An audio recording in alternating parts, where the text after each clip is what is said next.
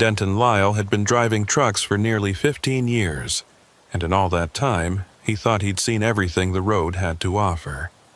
He'd driven through blizzards that turned the world into a wall of white static, pushed through dust storms in West Texas where the sun turned blood red at noon, and once he'd even watched a funnel cloud touch down maybe 3 miles to his right, while he white-knuckled the steering wheel and prayed his rig wouldn't flip. But nothing, absolutely nothing in his decade and a half on the road had prepared him for what he was about to experience on a lonely stretch of Highway 686 in the New Mexico desert. People called him Denny. It was shorter, friendlier, easier to say over the CB radio when you were trying to warn someone about a smoky up ahead, or just shooting the breeze to stay awake on a long haul. Denny was 42 years old, divorced, with a daughter he saw twice a month when his routes brought him back through Albuquerque. He wasn't a big guy, maybe 5'9" and 170 pounds, but he had the kind of weathered, sun-damaged face that made him look older than he was. His hands were calloused from years of wrestling with steering wheels and tie-down straps, and he had a habit of chewing on toothpicks to keep himself from buying another pack of cigarettes. He'd quit smoking 3 years ago, but the urge still hit him hard on nights like this, when the road stretched out empty and endless and the silence in the cab felt thick enough to choke on. It was late October, and Denny was hauling a load of construction equipment from Gallup to Farmington. The route took him up through the northwestern corner of New Mexico, through the kind of country that looked like the surface of Mars, all red rock and scrub brush and nothing else for miles in every direction. During the day, it was beautiful in a stark, unforgiving kind of way, but at night it became something else entirely. At night, the desert transformed into a vast, black emptiness that seemed to swallow up everything, even sound. Denny had driven this route dozens of times before, and he knew every curve, every grade, every place where the road dipped down into an arroyo and then climbed back up the other side. He could practically drive it in his sleep, which was good, because it was just past 2 in the morning and he was fighting to keep his eyes open. The highway was completely deserted. Denny hadn't seen another vehicle in over an hour, not even another truck. That wasn't unusual for this time of night on this particular stretch of road, but it always made him a little uneasy. There was something about being the only living soul for miles around that got under his skin, made him think too much about what would happen if something went wrong out here. If his truck broke down, if he had a medical emergency, if anything happened, he'd be on his own until someone else happened to pass by, and that could be hours.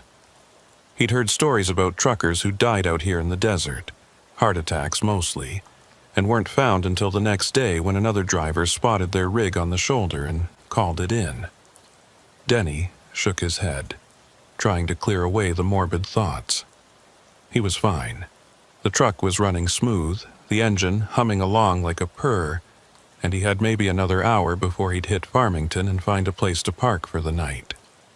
He reached over and turned up the radio, hoping some music would help keep him alert, but all he got was static. That was another thing about this stretch of highway. Radio reception was terrible. Too far from any major cities, too many mountains in the way. He flipped through the channels, searching for anything, even a scratchy AM station playing Spanish-language talk radio, but there was nothing. Just that endless hiss of white noise. With a sigh, Denny gave up on the radio and switched over to his CB instead.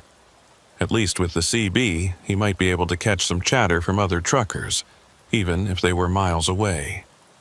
The CB could reach pretty far out here in the flat desert, especially at night when the atmosphere did weird things with radio signals. He picked up the mic and keyed it, his voice coming out rough from too much coffee and not enough sleep. Breaker 19, this is Denny heading north on 6-6. Anybody out there got their ears on? He waited, listening to the static, hoping for a response. Sometimes other drivers would answer just to break up the monotony of the drive, swap stories or warnings about road conditions up ahead. But tonight there was nothing. Just more static, punctuated by the occasional pop or crackle that might have been atmospheric interference or might have been something else entirely. Denny set the mic back in its cradle and settled in for another hour of silence. The road ahead was perfectly straight, the white lines glowing in his headlights like twin tracks leading off into infinity. On either side of the highway, the desert was pitch black, the kind of darkness you only got when you were far from any town, any house, any source of light at all.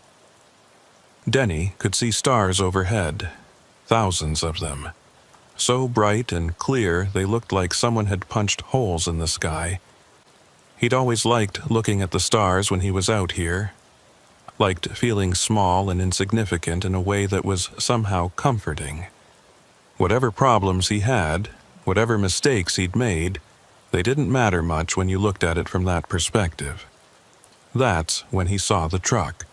It was parked on the shoulder about a quarter-mile ahead, no lights on, just a dark shape against the darker desert. As Denny got closer, his headlights picked it out in more detail. A big rig, probably a Kenworth or a Peterbilt, with a standard trailer attached. The truck was facing the same direction Denny was traveling, like the driver had pulled over and just stopped. There were no hazard lights flashing, no flares set out, nothing to indicate the driver was having mechanical trouble or needed assistance. The truck was just sitting there, silent and still, like it had been abandoned. Denny's first instinct was to keep driving. It was late, he was tired, and for all he knew the driver was just taking a break, catching some sleep before continuing on. But something about the scene didn't sit right with him. A professional driver didn't just park on the shoulder without putting out some kind of warning, especially not out here where the next vehicle might not come along for an hour or more. And why would anyone choose to park here in the middle of nowhere, when Farmington was less than an hour up the road and there were proper truck stops with lights and security and other people around? Against his better judgment, Denny eased off the accelerator and started to slow down. He told himself he'd just do a quick check, make sure everything was okay, maybe knock on the cab door and see if the driver needed help. It was the right thing to do, the trucker code, looking out for each other when you were out here on the road alone. He pulled his rig onto the shoulder about 50 feet behind the parked truck, put on his hazard lights, and set the air brake. The sudden silence when he shut off the engine was startling. Out here, away from the highway noise, the quiet was absolute, almost physical in its intensity. Denny grabbed his flashlight from the door pocket and climbed down from the cab. The desert air was cold, much colder than he'd expected, and he wished he'd thought to grab his jacket. He could see his breath in the beam of the flashlight as he walked toward the parked truck, his boots crunching on the gravel shoulder. As he got closer, he could see that the truck was old, maybe 20 years or more, with faded paint and rust spots on the trailer. The license plate was so covered in dust he couldn't read it. "Hello?" Denny called out, his voice sounding small and strange in the vast emptiness. "Anybody there? You need some help?" There was no answer. Denny walked up to the driver's side door and shone his flashlight through the window. The cab was empty. No driver, no sleeping bag, no personal belongings that he could see. The seats looked like they hadn't been sat in for a long time, and there was a layer of dust on the dashboard that suggested the truck had been sitting here for days, maybe weeks. That didn't make any sense. How could a truck just be abandoned out here like this? Where had the driver gone? Denny walked around to the back of the trailer, playing his flashlight beam over the doors. They were closed and locked, and when he gave them a tug, they didn't budge. Whatever was inside, if anything, was sealed up tight. He walked back around to the driver's side, more confused than ever. This whole situation was wrong. Even if the driver had abandoned the truck for some reason, even if he'd gotten a ride with another trucker or called someone to pick him up, there should have been some indication of what had happened. But there was nothing. Just this ghost truck sitting on the side of the highway, like it had materialized out of thin air. That's when he heard it. A voice crackling and distorted, coming from inside the truck's cab. It took Denny a moment to realize what he was hearing. It was the CB radio, and someone was talking on it. "Denny, Denny Lyle." Denny froze, his hand on the truck's door handle. The voice had said his name. Someone on the CB radio had just said his name. That was impossible. The truck was empty, abandoned. There was no one inside to key the mic. And even if there had been, how would they know his name? He hadn't given his full name over the radio, just his handle, just Denny. The voice came again, clearer this time, and Denny felt ice water run down his spine. "Denny Lyle, we've been waiting for you." Denny took a step back from the truck, his heart hammering in his chest. This wasn't right. None of this was right. He turned and started walking quickly back toward his own rig, the flashlight beam bobbing and weaving as he moved. Behind him, the voice continued, growing louder, more insistent, even though he was getting farther away from the abandoned truck. "Don't leave, Denny. We need to talk. We have so much to tell you." Denny broke into a run. He didn't care how it looked, didn't care if he was overreacting to something that had a perfectly rational explanation. Every instinct he had was screaming at him to get back to his truck, to get the hell away from this place, to put as many miles as possible between himself and that voice on the radio. He reached his cab, hauled himself up into the driver's seat, and slammed the door behind him. His hands were shaking as he turned the key, and for one terrible moment he thought the engine wasn't going to start, but then it caught and roared to life. Denny threw the truck into gear and pulled back onto the highway, his tires kicking up gravel as he accelerated away from the abandoned truck. He kept his eyes on the road ahead, refusing to look in his mirrors, refusing to see if the abandoned truck was still sitting there on the shoulder, or if it had somehow disappeared the same way it had appeared. His CB radio crackled, and Denny reached over to turn it off, but before his hand could reach the knob, that voice came through again, crystal clear now, as if the person speaking was sitting right there in the cab with him. "You can't run from us, Denny. We're already here. We've always been here, and we know exactly where you're going." Denny's hand hovered over the CB, frozen in place. The voice was different now. Multiple voices speaking in unison, layered over each other in a way that made his head hurt. They weren't speaking English anymore, at least not any English he could understand. The words were wrong, twisted, like someone had taken a recording of human speech and played it backwards, then forwards again at the wrong speed. And then, as suddenly as it had started, the voice stopped. The CB went silent, not even static, just dead air. Denny sat there in the driver's seat, his knuckles white on the steering wheel, his breath coming in short, sharp gasps. He told himself it had been some kind of prank, some bored trucker with too much time on his hands playing games on the radio. But he didn't believe it. He'd heard the voice say his full name, his real name, not just his CB handle. And he'd seen that abandoned truck, sitting there in the middle of nowhere with no explanation for how it had gotten there or where the driver had gone. Denny drove for another 20 minutes before he started to calm down. His heart rate slowed, his breathing evened out, and he began to feel foolish for panicking the way he had. He'd been on the road too long, was too tired, and his mind had played tricks on him. That had to be it. The truck had probably belonged to another driver who'd had mechanical trouble and hitched a ride with someone else. The voice on the CB had been some kind of weird radio interference, or maybe another trucker who'd looked up his name from his company's logo on the side of his trailer. There was a rational explanation for everything. There had to be. But deep down, in a place he didn't want to acknowledge, Denny knew that wasn't true. Something had happened back there on the highway, something that didn't fit into the neat categories of mechanical failures and radio glitches. something that existed in the spaces between rational explanations, in the dark corners where logic couldn't reach. Denny was about 10 miles from Farmington when he saw the lights in his rearview mirror. At first, he thought it was another truck coming up behind him, but as the lights got closer, he realized they were wrong. They were too high off the ground, too bright, and they were moving faster than any truck should be able to move. Within seconds, the vehicle was right behind him, close enough that Denny could feel his trailer shudder from the air displacement.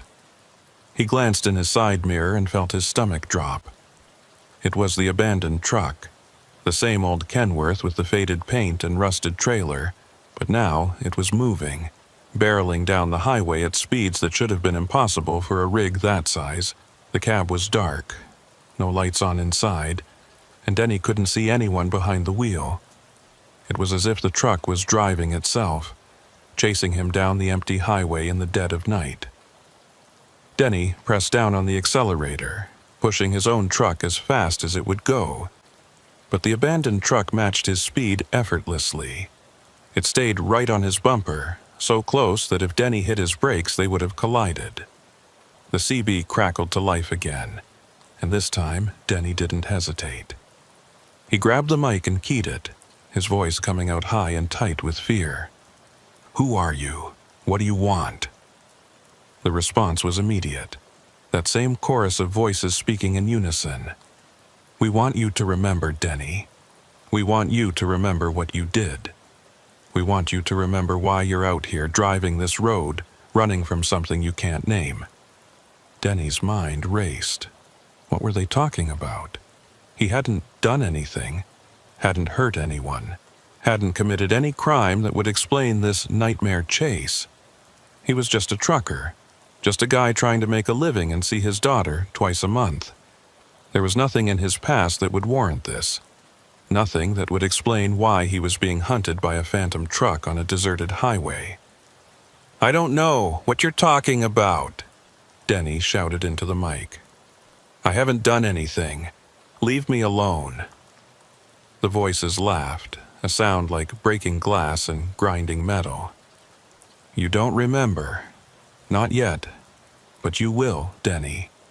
When you reach the place where it happened, you'll remember everything. And then you'll understand why we're here. Why we've always been here, waiting for you to come back." The truck behind him surged forward, and for a moment Denny thought it was going to ram him, but instead it pulled alongside, matching his speed perfectly. Denny looked over at the driver's side window of the other truck, and what he saw made him nearly lose control of his rig.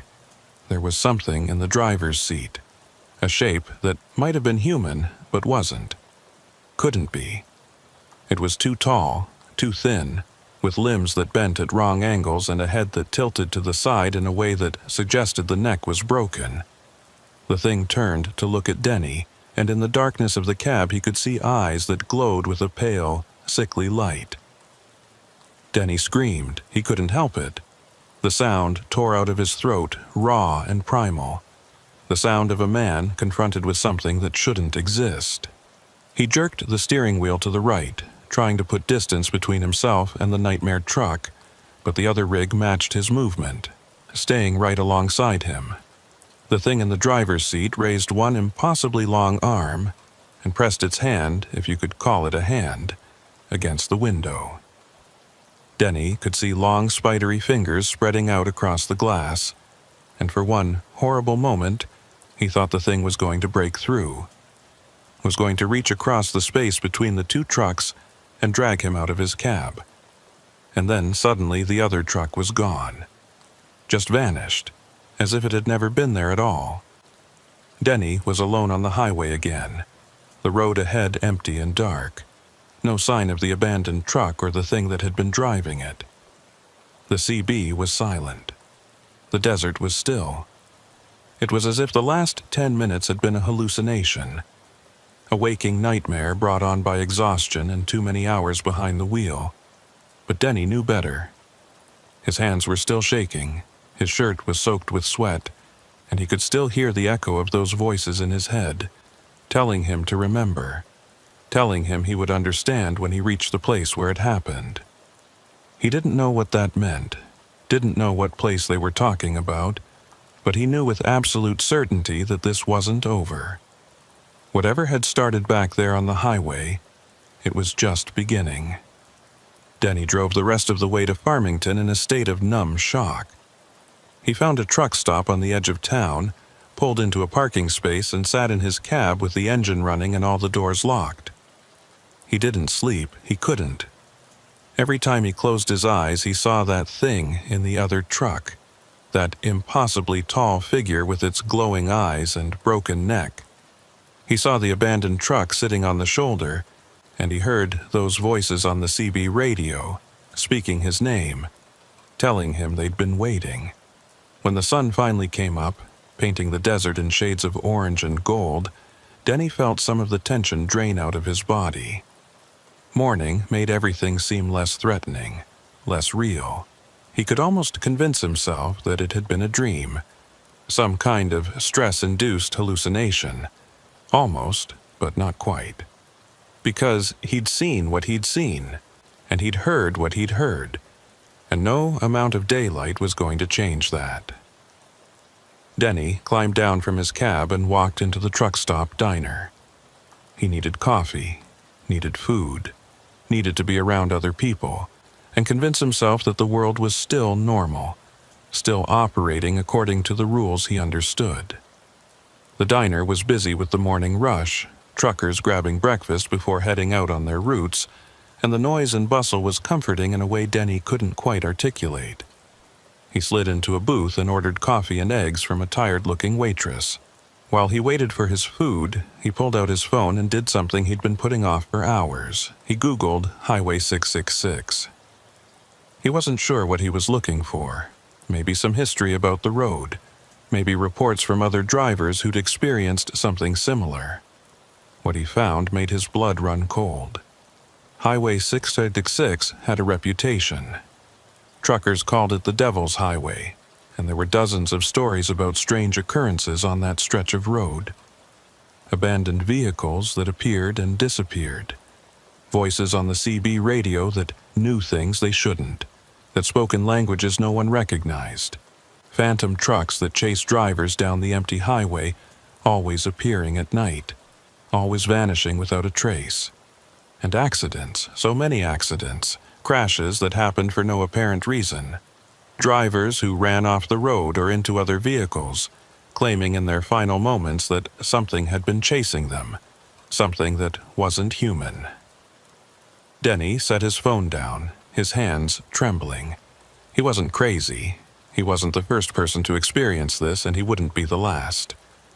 But knowing that didn't make him feel any better. If anything, it made things worse, because it meant that what he'd encountered out there on the highway was real, was a recurring phenomenon that had been happening for years, maybe decades, and no one had been able to stop it. No one had been able to explain it. The waitress brought his food, but Denny found he'd lost his appetite. He sipped his coffee and stared out the window at the parking lot, watching other truckers come and go, wondering if any of them had driven Highway 666, if any of them had heard the voices or seen the phantom truck. He wanted to ask, wanted to find someone who would understand what he'd been through. But he knew how crazy he would sound. His phone buzzed, and Denny looked down to see a text from his dispatcher. Another load was ready for pickup in Gallup, heading back down to Albuquerque. The route would take him back on Highway 666, back through that stretch of desert where the abandoned truck had been sitting, back to the place where the voices had spoken his name. Denny's first instinct was to refuse, to tell his dispatcher he was sick, that his truck needed maintenance, anything to avoid going back on that road, but he knew he couldn't do that. If he started refusing loads, started avoiding certain routes, he'd lose his job. And more than that, he'd be admitting that whatever had happened to him out there had broken him, had taken away his ability to do the one thing he knew how to do. So, Denny finished his coffee, paid his bill, and walked back out to his truck. He He climbed up into the cab, started the engine, and pulled out of the truck stop parking lot. He would drive Highway 666 again. He would go back through that stretch of desert. And if the voices came back, if the phantom truck appeared in his mirrors, he would face it. He didn't have a choice. But as Denny merged onto the highway and pointed his truck south, back toward that lonely stretch of road through the New Mexico desert, he couldn't shake the feeling that he was driving toward something. Some inevitable confrontation that had been waiting for him all along. The voices had told him he would remember when he reached the place where it happened. And Denny was terrified that they were right. That somewhere in his past there was something he'd forgotten. Something he'd buried deep in his memory where it couldn't hurt him. Something that was about to come back. Denny drove south for 3 hours before he had to stop again. His hands were cramping from gripping the steering wheel too hard, and his eyes felt like they were full of sand from staring at the road without blinking. He'd been checking his mirrors obsessively, watching for any sign of that phantom truck, any flicker of headlights that didn't belong, but the highway had remained mercifully empty.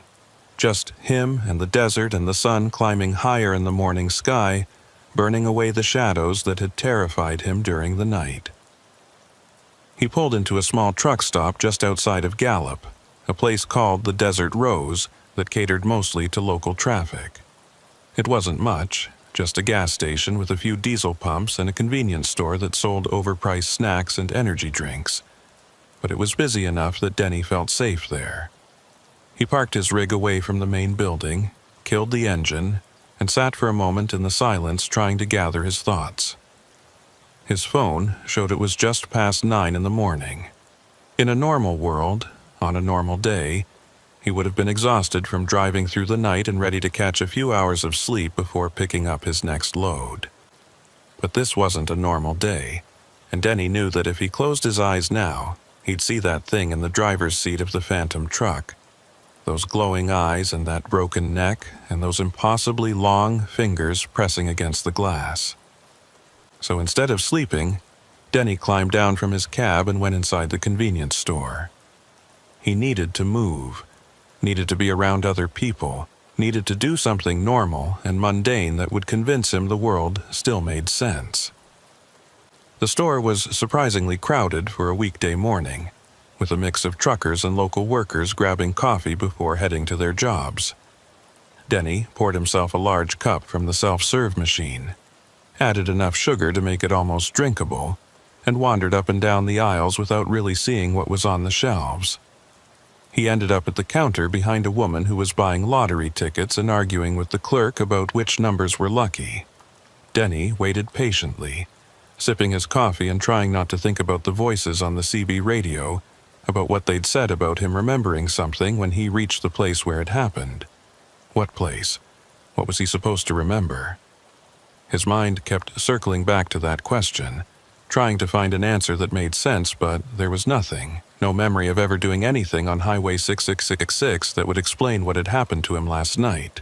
He'd driven that route dozens of times over the years, and it had always been just another stretch of highway, no different from 1,000 other stretches he'd driven across the country. The woman finally finished buying her tickets and left, and Denny stepped up to the counter. The clerk was a young guy, maybe 25, with a scraggly beard and tired eyes that suggested he'd been working the night shift. He rang up Denny's coffee without looking at him, his movements automatic and bored. Denny paid and was about to leave when something made him stop, some impulse he couldn't quite name. "Hey," Denny said, his voice coming out rougher than he'd intended. "You ever hear any stories about Highway 666? Like weird stuff that happens out there?" The clerk looked up at him, and for just a moment something flickered across his face, something that might have been recognition or might have been fear, but then it was gone, replaced by a carefully neutral expression. "What kind of weird stuff?" Denny hesitated. He didn't want to sound crazy, didn't want to tell this kid about phantom trucks and voices on the CB radio that knew his name. But he also desperately needed to know if anyone else had experienced what he had, if there was any explanation for what had happened out there in the dark. Just, strange things. Abandoned vehicles, radio interference, that kind of thing. The clerk was quiet for a long moment, his eyes searching Denny's face. Then he leaned forward slightly, his voice dropping to just above a whisper. "You saw something out there, didn't you, last night?" Denny felt his heart rate spike. "How did you know it was last night?" "Because it's always at night," the clerk said. "That's when they come out. That's when the road shows you what it really is." He glanced around the store, making sure no one else was close enough to hear. "Look, man, I don't know what you saw, and honestly, I don't want to know. But if you're smart, you'll find a different route. Highway 666 isn't right. It hasn't been right for a long time, maybe never was. People see things out there, hear things, and some of them don't come back. The ones that do, they're changed. You can see it in their eyes." Denny wanted to press him for more information, wanted to demand that the clerk tell him everything he knew about the highway and what happened to the drivers who didn't come back. But something in the kid's expression stopped him. The clerk looked genuinely frightened, and Denny realized that pushing too hard would just make him shut down completely. So instead, Denny just nodded and said, "Thanks for the warning." The clerk nodded back, already turning away to help the next customer. "Be careful out there, and whatever you do, don't stop on the highway after dark. Not for anything." Denny left the store and walked back to his truck, the clerk's words echoing in his head. Don't stop on the highway after dark. But he'd already done that, had already pulled over to check on that abandoned truck, and look where that had gotten him. He climbed back into his cab and sat there for a while, staring out the windshield at the other trucks in the lot, at the normal people living their normal lives, completely unaware that there were things out there on the road that defied explanation. His phone rang, making him jump. It was his dispatcher, a woman named Gloria who'd been with the company for 20 years, and took no nonsense from anyone. Denny answered, trying to keep his voice steady. "Denny, where are you?" Gloria's voice was sharp, impatient. "You should have picked up that load from Gallup 2 hours ago. The client is calling me asking where their shipment is." "Sorry, Gloria. I had some trouble on the road last night, had to pull over and rest. I'm at the Desert Rose now, about to head to the pickup." There was a pause on the other end of the line, and when Gloria spoke again, her voice had softened slightly. "What kind of trouble? Your truck okay?" Denny almost told her. Almost explained about the abandoned truck and the voices and the phantom chase down Highway 666. But he stopped himself just in time. If he told Gloria what had really happened, she'd think he was losing it. Would probably order him to come back to the terminal for a drug test and a psychological evaluation. And maybe she'd be right to do that. Maybe he was losing it. Maybe the whole thing had been some kind of stress-induced breakdown, and he needed help. "Just got tired," Denny said finally. "Needed to pull over before I fell asleep at the wheel. I'm good now. I'll pick up the load and have it delivered on schedule." Gloria made a skeptical noise but didn't push. "Fine, but don't make a habit of this, Denny. You're one of my best drivers, but even you can't just disappear for hours without calling in. The clients don't care about your excuses, they just want their freight delivered on time. I understand. It won't happen again. See that it doesn't." Gloria hung up without saying goodbye, which was typical for her. Denny set his phone down and started the truck. Time to get back to work, back to the job, back to pretending that everything was normal and that he hadn't spent the night being chased by something that shouldn't exist. The pickup went smoothly. The warehouse in Gallup had his paperwork ready, and the forklift operators loaded his trailer with pallets of auto parts in less than an hour. Denny did his inspection, signed the bills of lading, and was back on the road by noon. His route would take him south to Albuquerque, then east toward Santa Fe.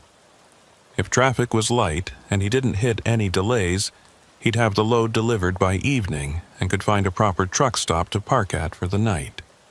Somewhere with lights and security cameras and other drivers around. Somewhere he wouldn't be alone. But first, he had to drive Highway 606 again. Had to go back through that stretch of desert where the abandoned truck had been sitting, where the voices had spoken his name over the CB radio. The dispatcher had routed him that way because it was the fastest option, the most direct path between Gallup and Albuquerque. Denny could have requested a different route, could have taken the long way around through Farmington and down through the mountains, but that would have added 3 hours to his drive and raised questions he didn't want to answer. So he was going back. Back to the Devil's Highway. The sun was bright and hot as Denny merged onto Highway 666, heading south. In the daylight, the desert looked completely different from how it had appeared during the night. Instead of an endless black void filled with unseen threats, it was a landscape of stark beauty, all red rock and blue sky, and the occasional cluster of scrub brush clinging to life in the arid soil. Denny could see for miles in every direction, could spot the distant shapes of mesas and buttes rising from the desert floor like ancient monuments. It was hard to believe that this was the same road that had terrified him just hours earlier. In the light of day, with the sun beating down and the radio playing classic rock songs, it all seemed so normal, so safe. Denny tried to relax, tried to let the familiarity of driving soothe his jangled nerves. This was what he did, what he was good at. Driving trucks, hauling freight, covering the miles between one place and another. It was honest work, simple work, and it had never let him down before. He just needed to focus on that, on the road ahead and the load behind him and the destination waiting at the end of his route. He didn't need to think about phantom trucks or voices on the radio, or things with glowing eyes and broken necks. But as the miles rolled by and the sun started its slow descent toward the western horizon, Denny felt the unease creeping back in. He was getting close to the spot where he'd seen the abandoned truck, close to the place where everything had started to go wrong. He found himself watching the shoulder of the highway, looking for that dark shape against the desert, half expecting to see the old Kenworth still sitting there waiting for him. But there was nothing. Just empty road and empty desert and the occasional highway sign marking the miles to the next town. Denny was about 5 miles from where he'd seen the abandoned truck when his CB radio crackled to life. He tensed immediately, his hands tightening on the steering wheel, but it was just normal chatter from other truckers on the road.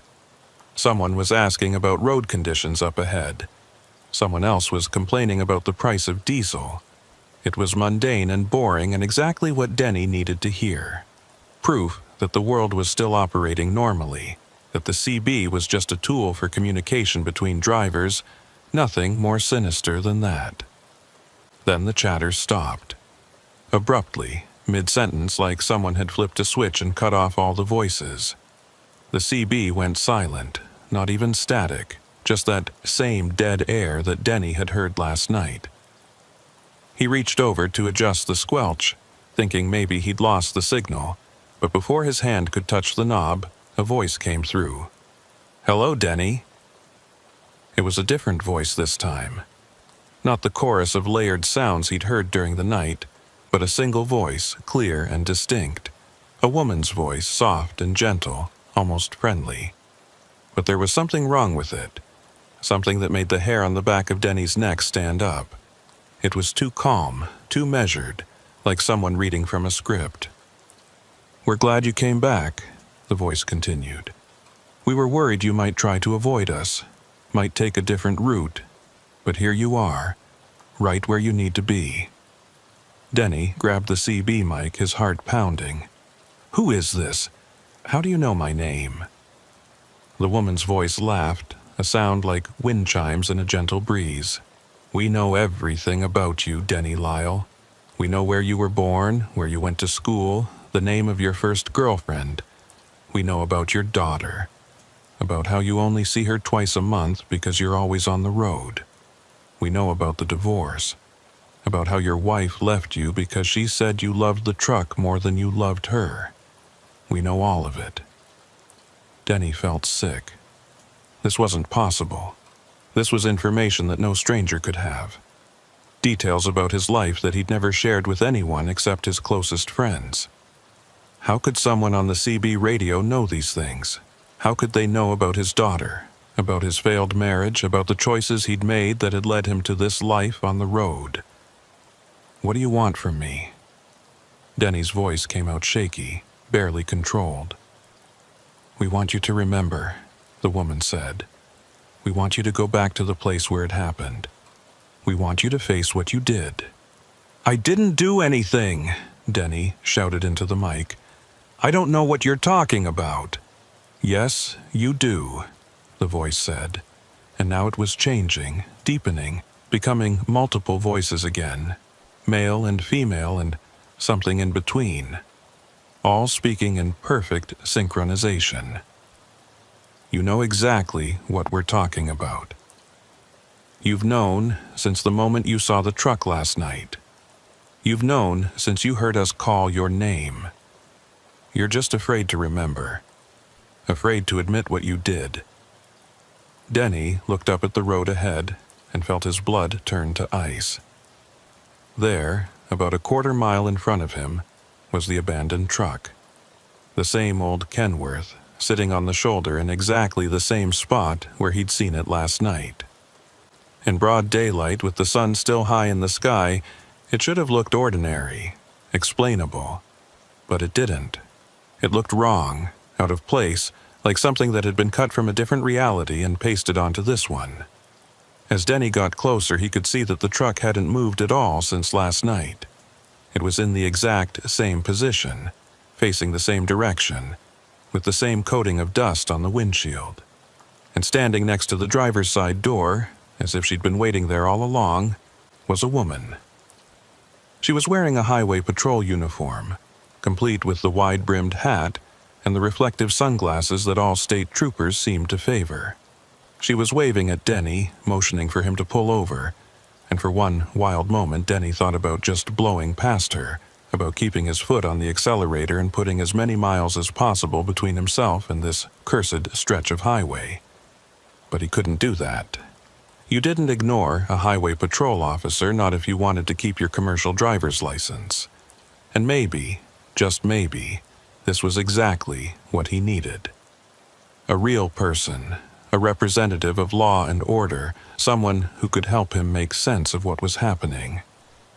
Denny eased his truck onto the shoulder about 50 feet behind the abandoned Kenworth, set his air brake, and killed the engine. The patrol officer was walking toward him now, her stride confident and purposeful. Denny climbed down from his cab, his legs feeling shaky and unsteady, and waited for her to approach. As she got closer, he could see that she was probably in her 40s, with sharp features and auburn hair pulled back in a tight bun. Her name tag read Harlan, and there was something about the way she moved that suggested military experience, someone who'd seen combat and come out the other side harder and more capable than before. "Afternoon, sir," Officer Harlan said, her voice crisp and professional. "Is this your truck?" She gestured toward the abandoned Kenworth. "No, ma'am," Denny said, relief flooding through him. This was good. This was normal. A police officer investigating an abandoned vehicle, asking routine questions. "I actually stopped here last night to check on it. Thought maybe the driver needed help, but there was no one inside." Officer Harlan nodded slowly, her expression unreadable behind those reflective sunglasses. "Last night, you say? What time was that?" "Around 2 in the morning, maybe 2:30. I was heading north to Farmington." "And you didn't see anyone around the vehicle? No other cars or trucks?" "No, ma'am. Just this truck sitting here empty. I tried to see if anyone needed help, but there was nobody there. Then I heard..." Denny stopped himself. How could he explain about the voices on the CB radio without sounding insane? Heard what? Officer Harlan prompted, tilting her head slightly. Nothing, Denny said quickly. I just got spooked and left. Probably should have called it in, but I didn't have cell service out here. Officer Harlan was quiet for a moment, and Denny had the uncomfortable feeling that she was studying him, measuring him, trying to decide if he was telling the truth. Then she reached up and removed her sunglasses, and Denny found himself looking into eyes that were a startling shade of green, so bright they almost seemed to glow in the harsh desert sunlight. "Mr. Lyle," she said, and Denny felt his stomach drop because he hadn't told her his name. "I need you to be completely honest with me.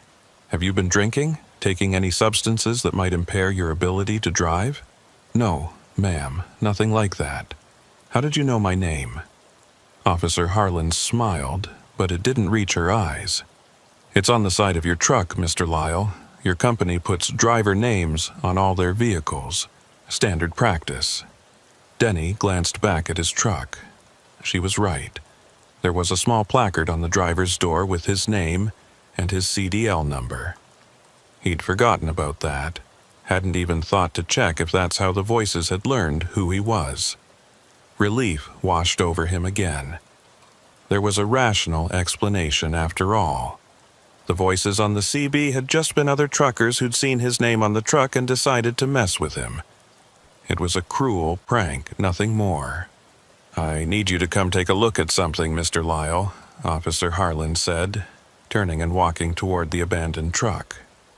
"I want to get your opinion on what you saw last night." Denny followed her, grateful to have a normal explanation for what had happened, eager to help in any way he could. They walked up to the Kenworth, and Officer Harlan pulled out a flashlight even though it was broad daylight. She shone it through the driver's side window, illuminating the cab interior.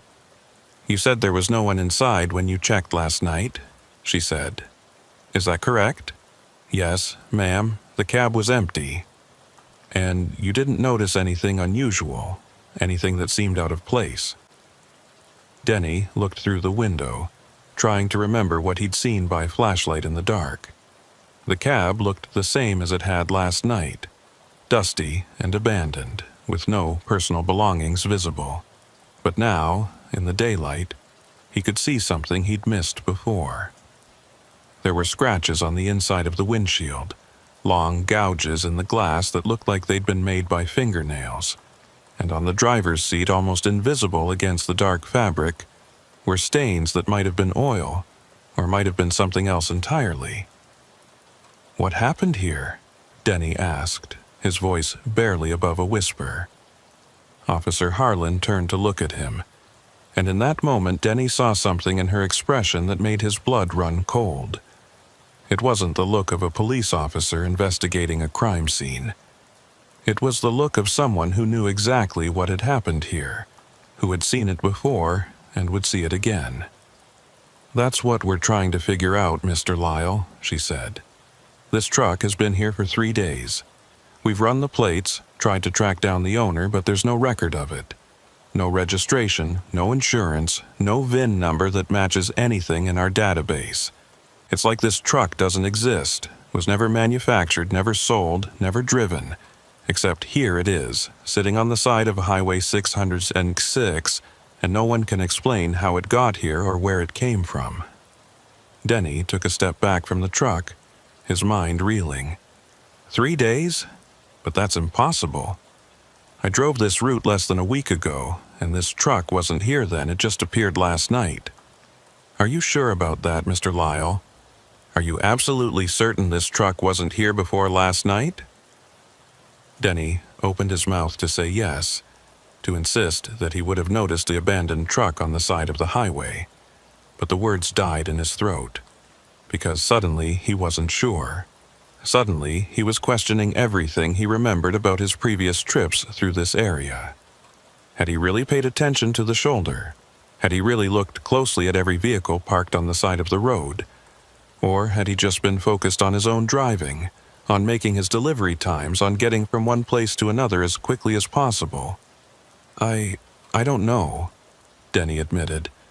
I thought I would have seen it, but maybe I just didn't notice. Officer Harlan nodded, as if this was the answer she'd been expecting. Memory is a funny thing, Mr. Lyle. We think we remember events clearly, think we know exactly what happened and when. But the truth is our brains are constantly rewriting the past, filling in gaps, creating narratives that make sense to us. And sometimes, when we encounter something that doesn't fit our understanding of how the world works, our minds do whatever they can to rationalize it, to make it seem normal. She walked around to the back of the abandoned truck and stood there waiting for Denny to join her. Reluctantly, he did. Officer Harlan pointed at the trailer doors. These were sealed when we first found the truck, she said. Locked from the outside with a padlock that looked like it had been there for years. We had to cut it off to get inside. She pulled on the door handle, and the trailer door swung open with a rusty screech. Do you want to know what we found? Denny didn't want to know. Every instinct he had was screaming at him to get back in his truck and drive away as fast as he could.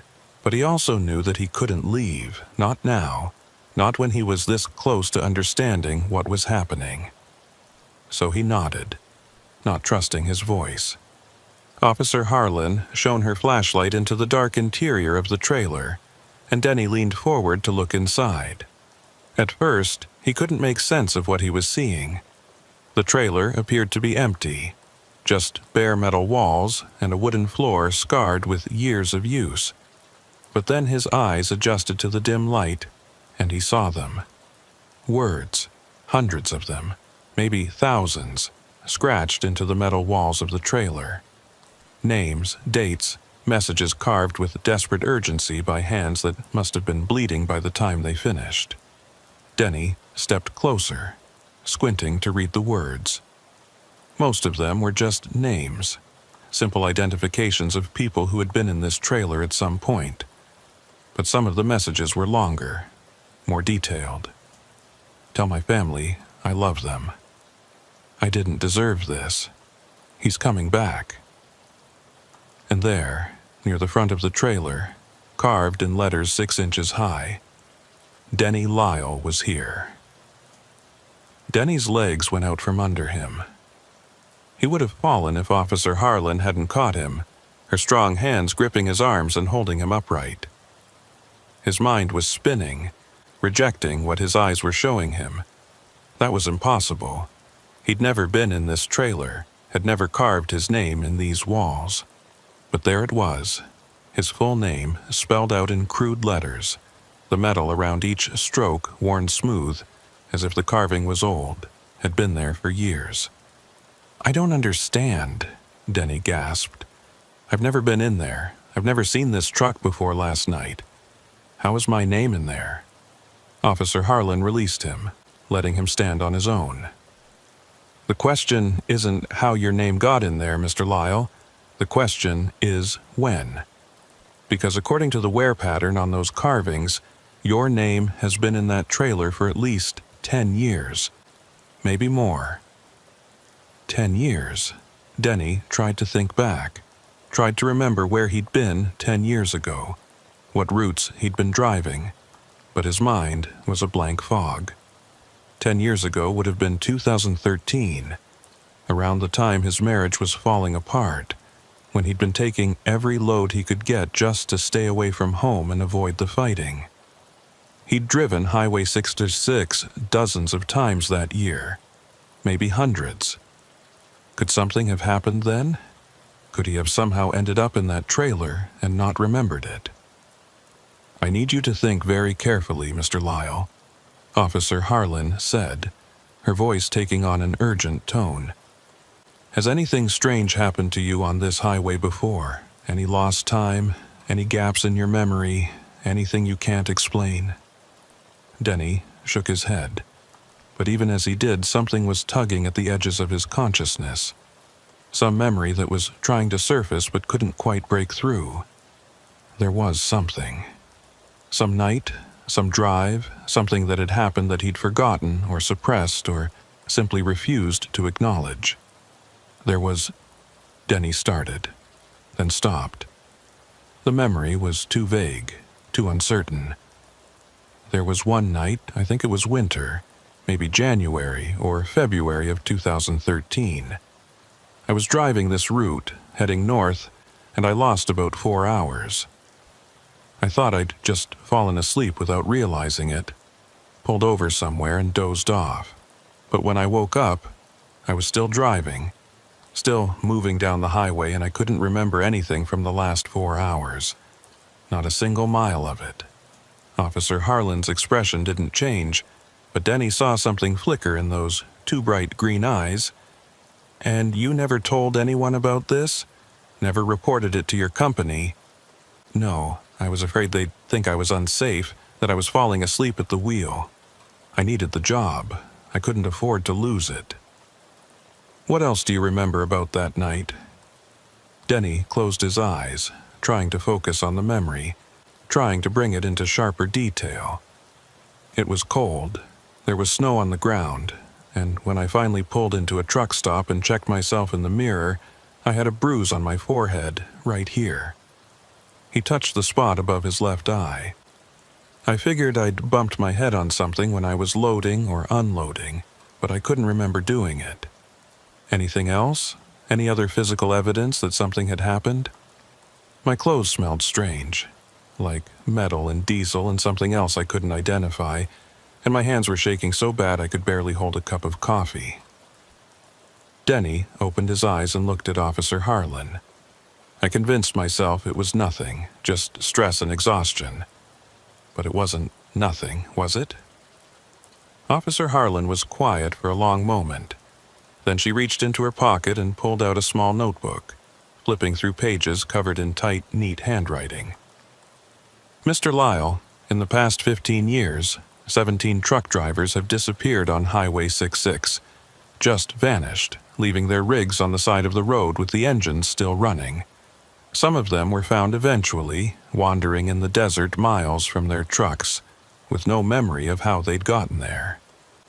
Others were never found at all, and every single one of them, before they disappeared, reported the same things you've reported.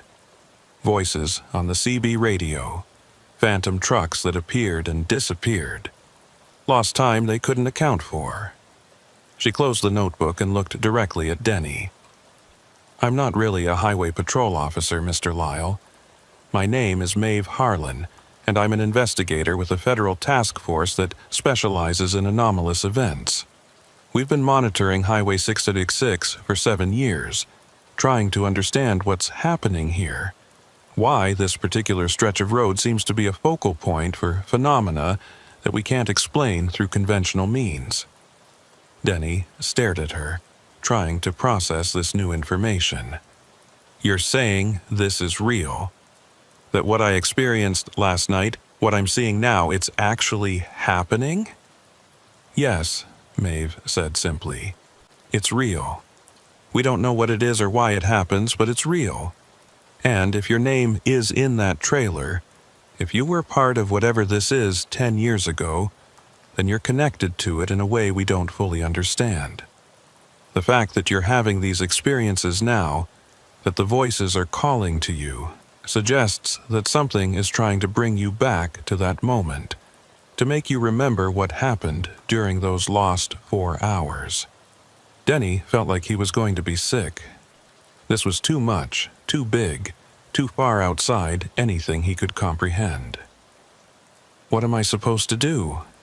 Maeve stepped closer, her voice dropping to barely above a whisper. You have 2 choices, Mr. Lyle. You can run. You can get in your truck right now and drive away, refuse to ever come back to this highway, spend the rest of your life trying to forget what you've seen and heard. Some drivers do that. They quit trucking altogether, find new careers, new lives, anything to get away from Highway 666. And for some of them it works. The experiences stop, the memories fade, and they manage to convince themselves it was all just stress and exhaustion, and too much time alone on the road. And the other choice? You can stay, Maeve said. You can help us understand what's happening here. You can let us monitor you, document your experiences, and maybe if we're lucky, you can help us figure out what happened to those 17 drivers who disappeared. What happened to you during those 4 lost hours?"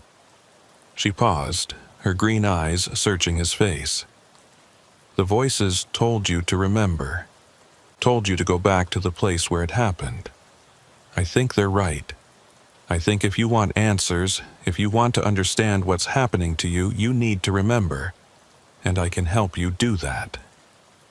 Denny looked back at the trailer, at his name carved into the metal wall alongside all those other names, all those other messages from people who'd been trapped in this dark space.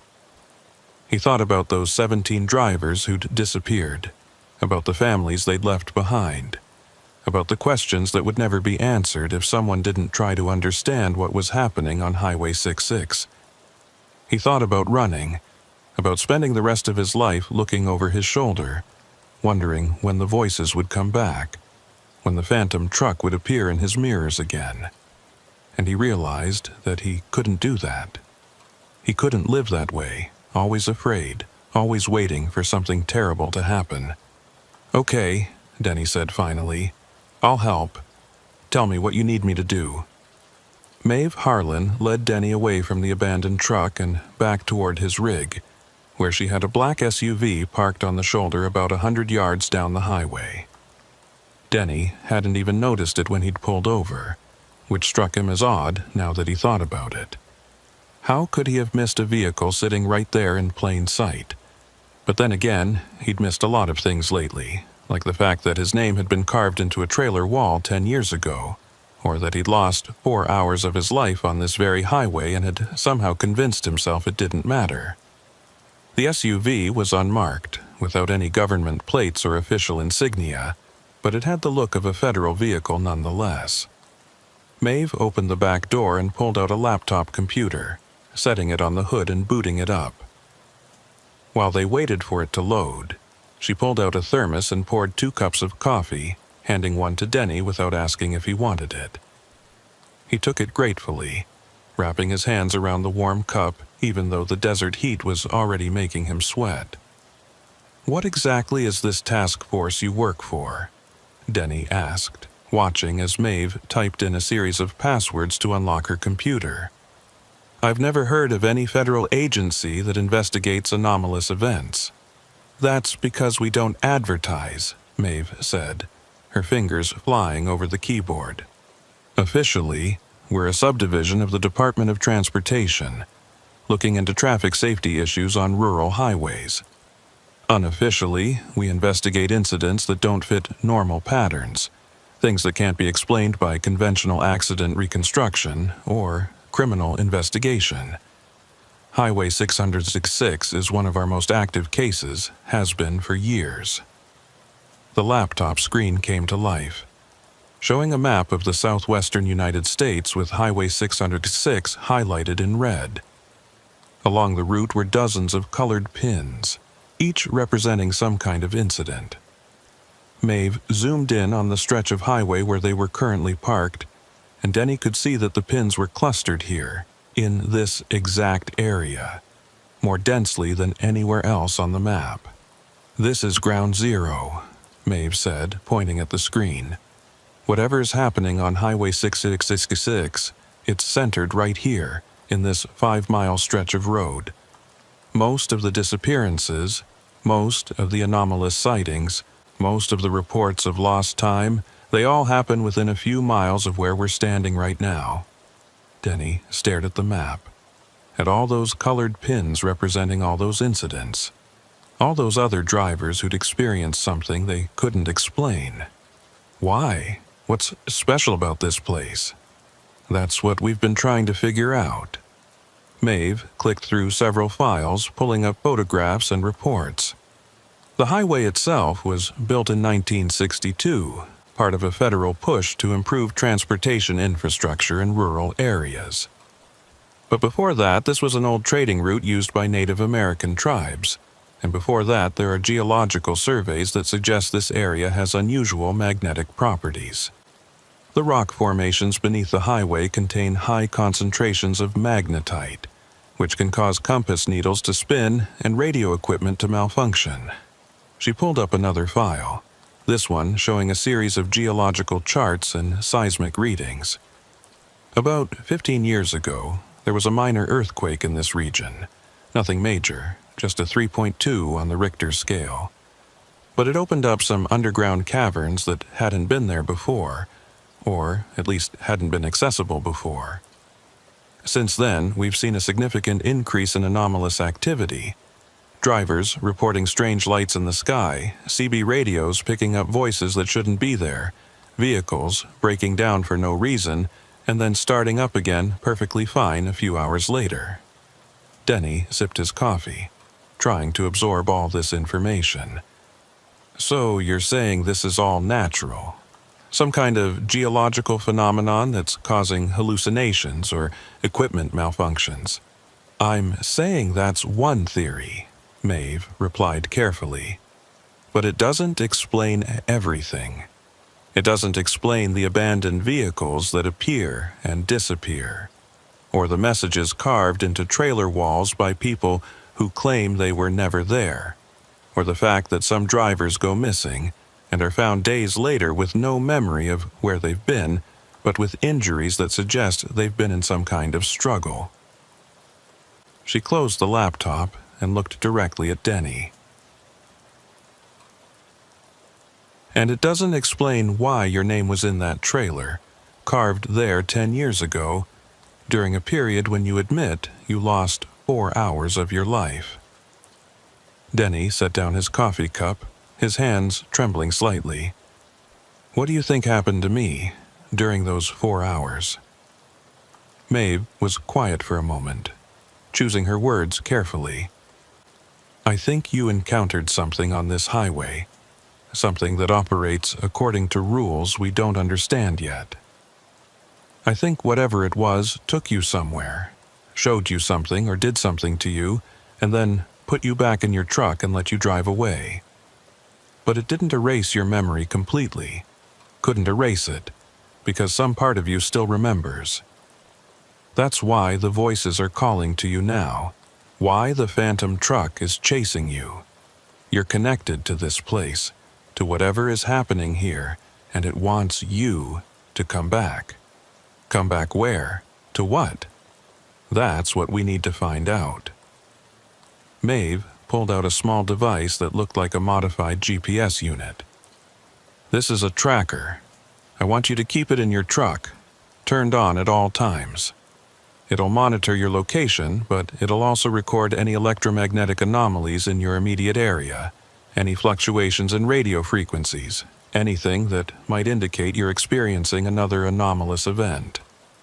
If something happens, if you see the phantom truck again, or hear the voices or lose time, this device will record it. Denny took the tracker, turning it over in his hands. It was heavier than he'd expected, with a small LCD screen and a series of buttons he didn't understand. And then what? If something happens, what am I supposed to do? You call me. Maeve handed him a business card with nothing on it but a phone number. Day or night doesn't matter. If you experience anything unusual, anything at all, you call that number immediately. I'll be monitoring the tracker remotely, so I'll know if something's happening, even if you can't call, but I need you to document everything you experience. Write it down, record it on your phone, whatever you can do to preserve the memory before it starts to fade. Before it starts to fade, Denny repeated. You're saying my memories aren't reliable? That whatever happened to me 10 years ago, I might not remember it accurately even if I try? Memory is complicated, Maeve said. Especially memories of traumatic events. Our brains do whatever they can to protect us from psychological harm, and sometimes that means suppressing or altering memories of things that are too frightening or too painful to process. Add in the possibility of electromagnetic interference affecting neural pathways, and you've got a situation where even the person who experienced something might not be able to trust their own recollection of events. Denny thought about that. about how his mind had rationalized away the lost 4 hours back in 2013, had convinced him it was just fatigue and stress and nothing to worry about. How many other things had he forgotten or misremembered over the years? How much of his life was built on a foundation of false memories and suppressed truths? "I need to ask you something," Denny said. "Those 17 drivers who disappeared, the ones who were never found, do you think they're dead?" Maeve's expression didn't change, but something in her eyes suggested she'd been expecting this question. "I think some of them probably are, but some of them, I think they went somewhere. I think they crossed over into whatever space exists alongside this highway, whatever pocket dimension or parallel reality, or whatever the hell you want to call it, and they couldn't find their way back." "That's insane," Denny said. But even as he spoke the words, he knew he didn't really believe they were insane. Not after what he'd experienced. Not after seeing his own name carved into that trailer wall. "Yes," Maeve agreed. "It is insane, but that doesn't make it untrue." She checked her watch. "It's almost 4 o'clock. You should get back on the road, make your delivery. The tracker will record everything, and I'll be watching. If anything happens, call me." Denny nodded, pocketing the tracker and the business card. He started to walk back toward his truck, then stopped and turned around. "Why are you doing this? Why are you out here investigating something that everyone else probably thinks is just drivers making up stories or having hallucinations?" Maeve smiled, but it was a sad smile, one that carried years of burden. "Because 10 years ago, my brother was driving this highway. He was a trucker, just like you, hauling freight from Gallup to Albuquerque. His truck was found on the shoulder right here, engine still running, CB radio turned on, but my brother was gone. Never found him, never found any trace of where he went or what happened to him. So I quit my job, joined this task force, and I've been out here ever since trying to understand what happened to him and to all the others who've disappeared on this highway." She walked back to her SUV, opened the driver's door, then paused. "Your name was in that trailer, Mr. Lyle, carved alongside my brother's name. Whatever happened to you 10 years ago, whatever you can't remember, my brother was there too. So if you remember anything at all, I need you to tell me. Not just for your sake, but for his." With that, she climbed into the SUV and drove away, leaving Denny standing alone on the shoulder of Highway 666 with more questions than he'd started with. He walked back to his truck in a daze, climbed into the cab and sat there for several minutes trying to process everything Maeve had told him. His name in the trailer, her missing brother, 17 disappeared drivers, an entire federal task force investigating what sounded like something out of a science fiction novel. Denny looked at the tracker Maeve had given him, at its blinking green LED indicating it was active and recording. He thought about throwing it out the window, about refusing to be part of whatever this was, about just driving away and pretending none of this had happened. But he knew he couldn't do that. Not when his name was carved in that trailer. Not when there were answers out there somewhere waiting to be found. He started his truck, checked his mirrors, and pulled back onto the highway. He had a delivery to make in Albuquerque, a job to do, a life to live. He would make the delivery, would document his route and his hours like he always did, and if nothing strange happened, then maybe, just maybe, this would all turn out to be some kind of elaborate misunderstanding. But Denny knew better. Deep down, in a place below conscious thought, he knew that this was just the beginning. The voices had called to him, the phantom truck had chased him, and his name was waiting for him in that trailer, carved there by hands he couldn't remember using. Something had happened to him on this highway 10 years ago, and that something wasn't done with him yet. The sun was starting to sink toward the horizon as Denny drove south, painting the desert in shades of orange and red. He passed the spot where the abandoned truck had been sitting, but now there was nothing there. Just empty shoulder and empty desert. Maeve must have had it towed away, taken somewhere for analysis, or just moved it to stop other curious drivers from pulling over to investigate. Denny found himself wondering what other evidence might be inside that trailer, what other names might be carved into those metal walls, what other messages desperate people had left behind.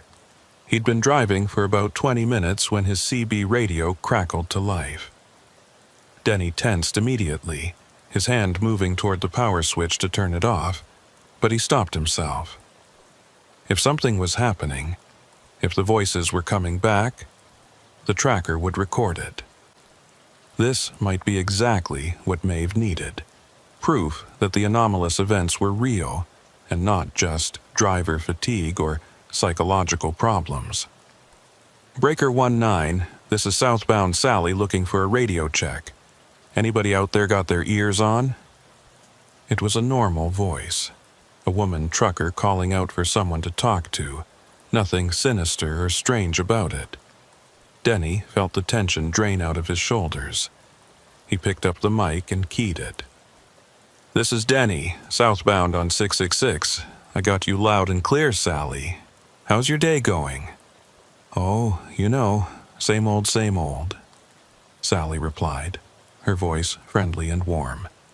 Fighting the wind, fighting the heat, fighting to stay awake. Just another day in paradise. Where you headed? Albuquerque got a load of auto parts that needs to be there by 7. You should make that easy. Traffic's light today, smooth sailing all the way down. There was a pause. Then Sally's voice came back, slightly more serious. Hey, Denny, you haven't seen anything weird out there, have you? On this stretch of highway? Denny's hand tightened on the steering wheel. What kind of weird? I don't know, just strange things. I've been driving this route for 15 years, and lately I've been seeing things that don't make sense. Trucks that appear and disappear, lights in the sky, voices on the radio that shouldn't be there. I'm starting to think maybe I've been on the road too long, Maybe it's time to retire. Find a nice office job somewhere. Denny thought about telling her everything. About Maeve and the task force and the 17 missing drivers. But he stopped himself. If Sally didn't know about all that, maybe it was better to keep it that way. No point in scaring her if she was already considering leaving the profession. I haven't seen anything too strange, Denny lied. Just the usual desert weirdness, heat mirages, that kind of thing. Yeah, probably just that, Sally said. But Denny could hear the doubt in her voice. Well, you drive safe out there, Denny. Keep the shiny side up and the greasy side down. You too, Sally. Good luck with that retirement decision. The CB went silent again, and Denny was left alone with his thoughts. How many other drivers were out there experiencing the same things he was? How many of them were questioning their sanity, wondering if they should quit trucking before something terrible happened? And how many of them had already disappeared, had already crossed over into whatever space existed alongside Highway 666?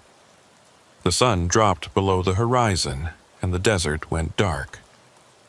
Denny turned on his headlights, watching as the twin beams cut through the gathering gloom. He checked the tracker Maeve had given him, saw that the green LED was still blinking steadily, recording his location and monitoring for anomalies. Everything seemed normal, just him and the road and the steady hum of his engine. Then the CB crackled again.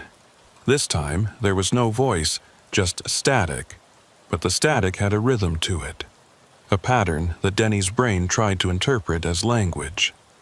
He turned up the volume, listening closely, and realized that the static was forming words, actual words, buried beneath the white noise like a message encoded in the interference itself.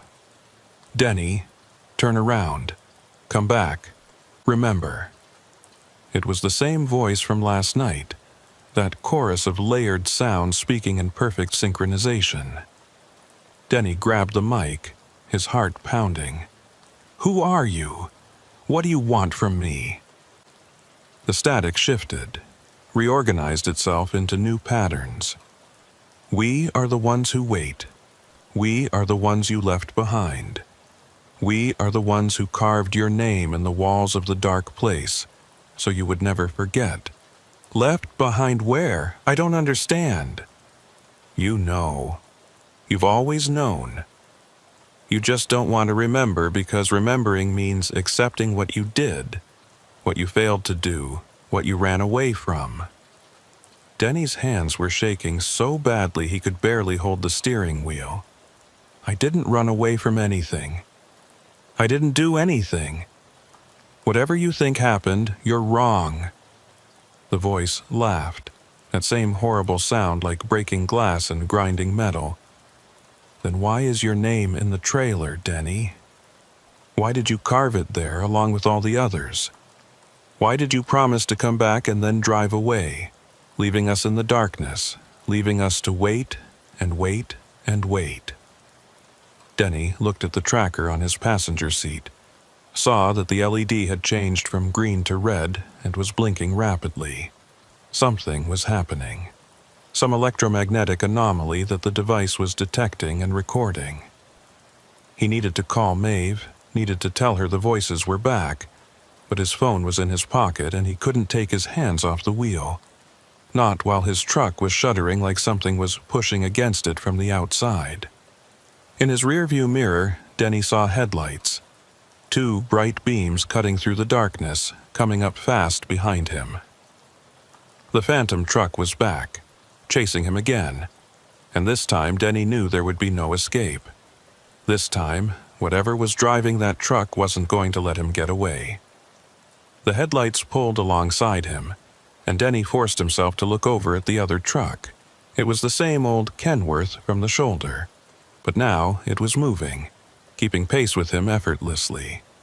The driver's side window was dark, impenetrable, but Denny could see movement inside the cab, shapes that shifted and writhed like something was trying to take form. Then the window rolled down, and Denny saw who was driving. It was a man, or what had once been a man. He was tall and thin, with dark hair and a face that might have been handsome before whatever had happened to him. But his eyes were wrong, too bright, glowing with that same pale, sickly light Denny had seen before. And his smile, that terrible smile that stretched too wide across his face, showing too many teeth. The man raised one hand in a wave, casual and friendly, like they were just 2 truckers passing on the highway. Then he pointed at Denny, pointed directly at him through the windows of both trucks, and mouthed 3 words that Denny could read clearly despite the darkness and the distance. "I know you." Denny screamed. He couldn't help it. The sound tore out of his throat raw and desperate, and he jerked the steering wheel to the right, trying to put distance between himself and the nightmare truck. But the other rig matched his movement perfectly. Staying right alongside him, the driver still pointing, still smiling that impossible smile. The CB crackled with that voice again, but this time it was different. This time it was just one voice, male, familiar in a way that made Denny's blood run cold. "Hello, Denny. It's been a long time. 10 years, by my count. 10 years since that night when you and I and all the others were in the back of that trailer, trying to figure out how to get out, trying to understand where we were and how we'd gotten there. Do you remember now? Do you remember what you did?" "No," Denny whispered. "No, this isn't real. This isn't happening." "Oh, but it is happening. It's been happening for 10 years, Denny. Every night, every time another driver stops on this highway, we've been here, waiting, hoping that this time someone would remember, someone would come back and help us. But they never do. They drive away, just like you drove away, and they forget. They convince themselves it was just a dream, just stress, just their imagination. But you carved your name in those walls, Denny. You promised you'd find a way out. Find a way to get help. And then you left us there, left us in the darkness, and you forgot. Denny's mind was reeling, fragments of memory trying to surface. Pieces of that lost night 10 years ago breaking through the barriers his brain had erected to protect him. He remembered cold metal walls. He remembered voices in the darkness, other people trapped with him, all of them truckers who'd stopped on Highway 6666 for one reason or another and had somehow ended up in that trailer. He remembered the smell of diesel and fear and something else, something wrong that had made his skin crawl. And he remembered the door opening, not the trailer doors, but another door, one that hadn't been there before, one that led somewhere else. He remembered stepping through that door, remembered the terrible choice he'd had to make, and he remembered running as fast as he could back to his truck, back to the real world, back to safety. And he remembered leaving them behind. All of them. The other truckers who'd been trapped in that trailer, who'd carved their names in the walls, who'd been waiting for someone to save them. He'd left them there, had driven away, and convinced himself it had never happened, that it was just a hallucination brought on by exhaustion and stress. "Oh my God," Denny gasped. I remember what I did." The man in the phantom truck smiled wider. "Good. That's good, Denny, because now that you remember, now that you know what you did, you can make it right. You can come back. You can open the door again and let us out. All you have to do is stop the truck. Stop the truck and come with me. It's easy. It's what you should have done 10 years ago." Denny looked ahead at the road stretching out before him, then at the tracker on his passenger seat with its frantically blinking red LED. Maeve had said to call her if anything happened, had said she'd be monitoring the tracker remotely. She would know something was wrong. She would know he needed help. All he had to do was keep driving, keep moving, don't stop no matter what the voice said. But the guilt was crushing him. The memory of those faces in the darkness, those other truckers who'd looked at him with such hope when he'd found the door, who'd believed he was going to save them, and he'd abandoned them. He'd chosen his own safety over theirs, had run away and left them in that terrible place. "I'm sorry," Denny said, tears streaming down his face. "I'm so sorry. I didn't know what to do. I was scared. I thought if I got out, if I got back to my truck, I could call for help. I thought I could come back with the police, with someone who could help. But then I couldn't remember. I couldn't remember any of it." "But you remember now," the man said, his voice gentle, almost kind. "And now you can fix it. Now you can do what you should have done all along. Just stop the truck, Denny. Stop the truck and come back to us. We've been waiting for you. We've been waiting for so long." Denny's foot moved toward the brake pedal. It would be so easy. Just stop the truck, get out, walk over to the Phantom Kenworth and climb inside. Go back through that door, back into the darkness, and finally do the right thing. Finally be the person he should have been 10 years ago instead of the coward who'd run away. But then Denny thought about his daughter, about seeing her twice a month, about the way her face lit up when he brought her presents from his trips, about the life he'd built, imperfect as it was, and about the fact that if he stopped now, if he went with the man in the phantom truck, he would never see her again. He would disappear like those 17 other drivers, would become another mystery, another unsolved case, another name on Maeve's map. "No," Denny said, his voice stronger now. "No, I'm not stopping. I'm sorry for what I did. Sorry I left you there, but I can't fix it by disappearing too. I'm going to get help. I'm going to call Maeve, tell her everything I remember, and we're going to figure out how to get you out. But I'm not stopping this truck." The man's smile faded. The phantom Kenworth swerved closer, so close that Denny could hear metal scraping against metal as the two trucks touched. The voice on the CB became a roar, no longer gentle, no longer kind. "You will stop. You will come back. You owe us. You promised." Denny grabbed his phone with one hand, keeping the other on the wheel, and dialed the number on Maeve's card. It rang once, twice, and then her voice came through, sharp and alert. "Denny, what's happening?" "It's here. The truck is here, and I remember. I remember what happened 10 years ago. I remember the trailer and the other drivers and the door.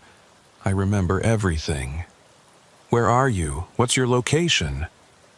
Denny looked at his GPS. "Mile marker 247 heading south. It's trying to force me off the road, trying to make me stop." "Don't stop." Maeve's voice was urgent. "Whatever you do, don't stop the truck. I'm tracking your location. I'm sending help, but you need to keep moving. The anomaly can't affect you if you stay in motion. That's why the disappeared drivers always stopped. That's how it gets you." The phantom truck slammed into Denny's trailer, the impact strong enough to push him toward the shoulder. Denny fought the wheel, his arms screaming with effort as he kept his rig on the highway. In the phantom truck's cab, he could see the driver clearly now, could see that it wasn't just one man, but many, all of them overlapping, all of them occupying the same space, all of them the drivers who'd been trapped in that trailer 10 years ago. And in the center of them all, Denny could see another face. Younger, with the same green eyes as Maeve, her brother. The trucker who'd disappeared 10 years ago, whose name was carved in the trailer wall next to Denny's. "Help us," the brother mouthed, his lips moving in synchronization with all the others. "Please. We're still there. We're still trapped. We're still waiting." Denny kept driving, kept fighting to stay on the road, kept the phone pressed to his ear as Maeve talked him through it. The phantom truck stayed alongside him for another mile, then 2, the faces in the cab becoming clearer, more defined, more desperate. But Denny didn't stop. He kept his foot on the accelerator, kept his hands on the wheel, kept moving forward. And then, just as suddenly as it had appeared, the phantom truck was gone. The CB went silent. The desert was empty and dark again. Nothing but Denny's headlights cutting through the night. The tracker on his passenger seat stopped blinking red and returned to steady green. "It's gone," Denny said into the phone, his voice shaking. "It just disappeared." "Keep driving," Maeve said. "Don't stop until you reach Albuquerque. I'll meet you there. And Denny, you did good. You didn't stop. You didn't let it take you." "But they're still there," Denny said. "Your brother, all of them. They're still trapped in that place. I left them there 10 years ago, and they're still there." "I know," Maeve said quietly. "But now we have something we didn't have before. We have a witness who remembers. We have someone who can tell us what happened, how to open that door, how to get them out. You're going to help me save them, Denny. You're going to help me bring my brother home." Denny drove the rest of the way to Albuquerque in silence, the phone still connected. Maeve's presence on the other end a lifeline, keeping him tethered to reality. The memories were flooding back now, all the details he'd suppressed for 10 years, all the pieces of that terrible night. The trailer, the door, the choice he'd made, and the faces of the people he'd left behind. He would have to live with that guilt for the rest of his life. But maybe, just maybe, he could make it right. Maybe he could help Maeve find a way to open that door again, to pull her brother and all the others back from wherever they'd been trapped for the last decade. As Denny pulled into the delivery dock in Albuquerque, he saw Maeve's black SUV already waiting for him. She got out as he parked, and for the first time since he'd met her, Denny saw something other than professional composure in her expression. He saw hope. They sat in a truck stop diner on the outskirts of Albuquerque, the kind of place that stayed open 24 hours. and served coffee that was always too hot and food that was always too greasy. It was nearly midnight, and the diner was mostly empty except for a few truckers scattered at different tables, each of them lost in their own worlds of exhaustion and routine. Denny had a plate of eggs and toast in front of him that he hadn't touched, and Maeve had a laptop open on the table between them, the screen showing a series of documents and photographs that Denny couldn't quite focus on. His hands were still shaking. They'd been shaking since he'd climbed down from his truck in the delivery dock, since Maeve had taken one look at him and insisted they go somewhere to talk, somewhere public and well-lit, where whatever haunted Highway 606 couldn't follow them. Denny had wanted to argue, wanted to say that he'd already delivered his load and fulfilled his obligation, and that he just wanted to go home and sleep for a week. But he knew he couldn't do that. Not now. Not when the memories were flooding back. Not when he finally understood what had happened to him 10 years ago. Maeve had been typing on her laptop for the last 10 minutes, occasionally glancing up at Denny and asking him questions about what he remembered, documenting everything he said with the clinical precision of someone who'd been chasing this mystery for years. Denny did his best to answer, to put into words the fragmented images and sensations that were emerging from the dark corners of his memory. But it was like trying to describe a nightmare to someone who'd never had one. How could you explain what it felt like to be trapped in a space that wasn't quite real, surrounded by people who were there but also not there, facing a door that led somewhere that defied all logic and reason? "Tell me about the door again," Maeve said, her fingers poised over the keyboard. "You said it wasn't there at first, that it just appeared. What did it look like?" Denny closed his eyes, forcing himself to go back to that night, to that terrible moment in the trailer when everything had changed. It was just a rectangle of light at first, like someone had cut a hole in the wall and there was brightness on the other side. But the light wasn't normal. It was too white, too clean, like it was coming from somewhere that didn't have shadows. And it was humming, I remember that. This low vibration that you could feel in your bones. How many of you were in the trailer at that point? 6? No, 7. There were 7 of us. Denny opened his eyes and looked at Maeve. Your brother was one of them, Caleb. He was the first one I met when I woke up in there. He'd been there longer than the rest of us. Had already been trying to figure out what was happening, how we'd gotten there. Maeve's expression didn't change, but Denny saw her jaw tighten slightly. What did Caleb tell you about how he'd ended up in the trailer? He said he'd stopped to help another trucker, saw a rig broken down on the shoulder, pulled over to see if they needed assistance. He remembers walking up to the truck, remembers knocking on the door, and then nothing. Next thing he knew, he was in the trailer with the rest of us, and none of us could figure out how we'd gotten there or where we were. Denny picked up his coffee cup, wrapped his hands around it for warmth, even though the diner was overheated. We tried everything to get out. We banged on the walls, tried to force the doors open, even tried to tear a hole in the floor with our belt buckles. But nothing worked. The metal was too thick, the doors were sealed from the outside, and there were no windows. No way to see where we were or if anyone was coming to help us. We were just stuck there in the dark, with no food, no water, nothing. How long were you in there? I don't know. Time didn't work right in that place. It felt like hours, maybe days, but it could have been minutes for all I know. We lost track. Some of us started to panic, started screaming and crying and saying we were going to die in there. Others got quiet, just sat against the walls with their eyes closed, maybe praying or maybe just trying to preserve their energy. And all the while, we could hear things outside the trailer. Voices, but not human voices. Sounds like wind, but not wind. Footsteps that came and went, but never got any closer. Maeve typed quickly, her fingers flying across the keyboard. And that's when the door appeared?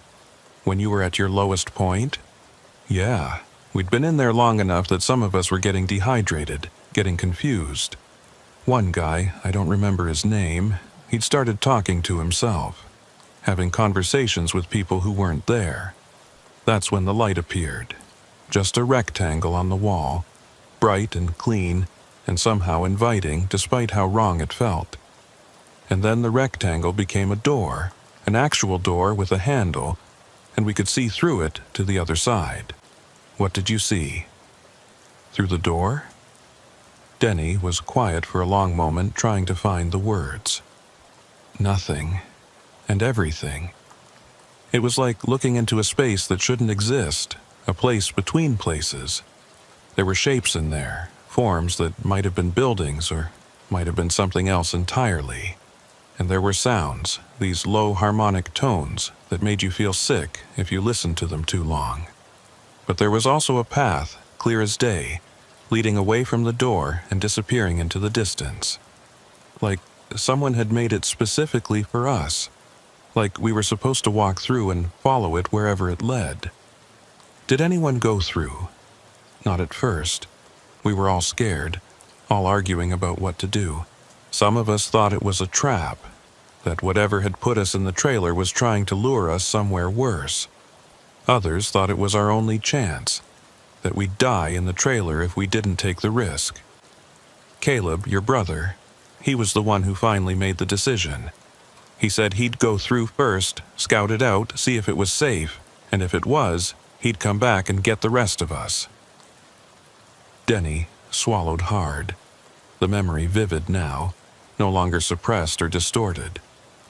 But I stopped him. I said I'd go instead. I was younger, faster, and I'd worked as a volunteer firefighter for a few years, so I knew how to handle dangerous situations. At least that's what I told myself. Really, I just wanted to be the hero. I wanted to be the one who saved everyone. So you went through the door? Yeah, I went through. Denny set down his coffee cup, his hands trembling so badly he was afraid he'd spill it. And the second I stepped through, everything changed. The trailer disappeared behind me, just vanished like it had never been there. I was standing on this path in the middle of that impossible space, and I could hear the others calling to me from somewhere far away, but I couldn't see them anymore. I couldn't see the door. What did you do? I ran. I ran as fast as I could down that path, trying to find a way out, trying to find help. And the further I ran, the more the space changed around me. The shapes started to look more like buildings, like structures, and I started to see things moving in the distance. Figures that might have been human or might have been something else. And I kept running until I saw another light, another door, and I went through it without thinking. Denny looked up at Maeve, saw the intensity in those green eyes, saw how badly she needed to hear this. When I came out the other side, I was standing next to my truck on Highway 666. It was early morning, the sun was just coming up, and everything was normal again. My truck was right where I'd left it. Engine still running, CB radio still on. It was like no time had passed at all, like the whole thing had been a dream, and that's what I told myself it was.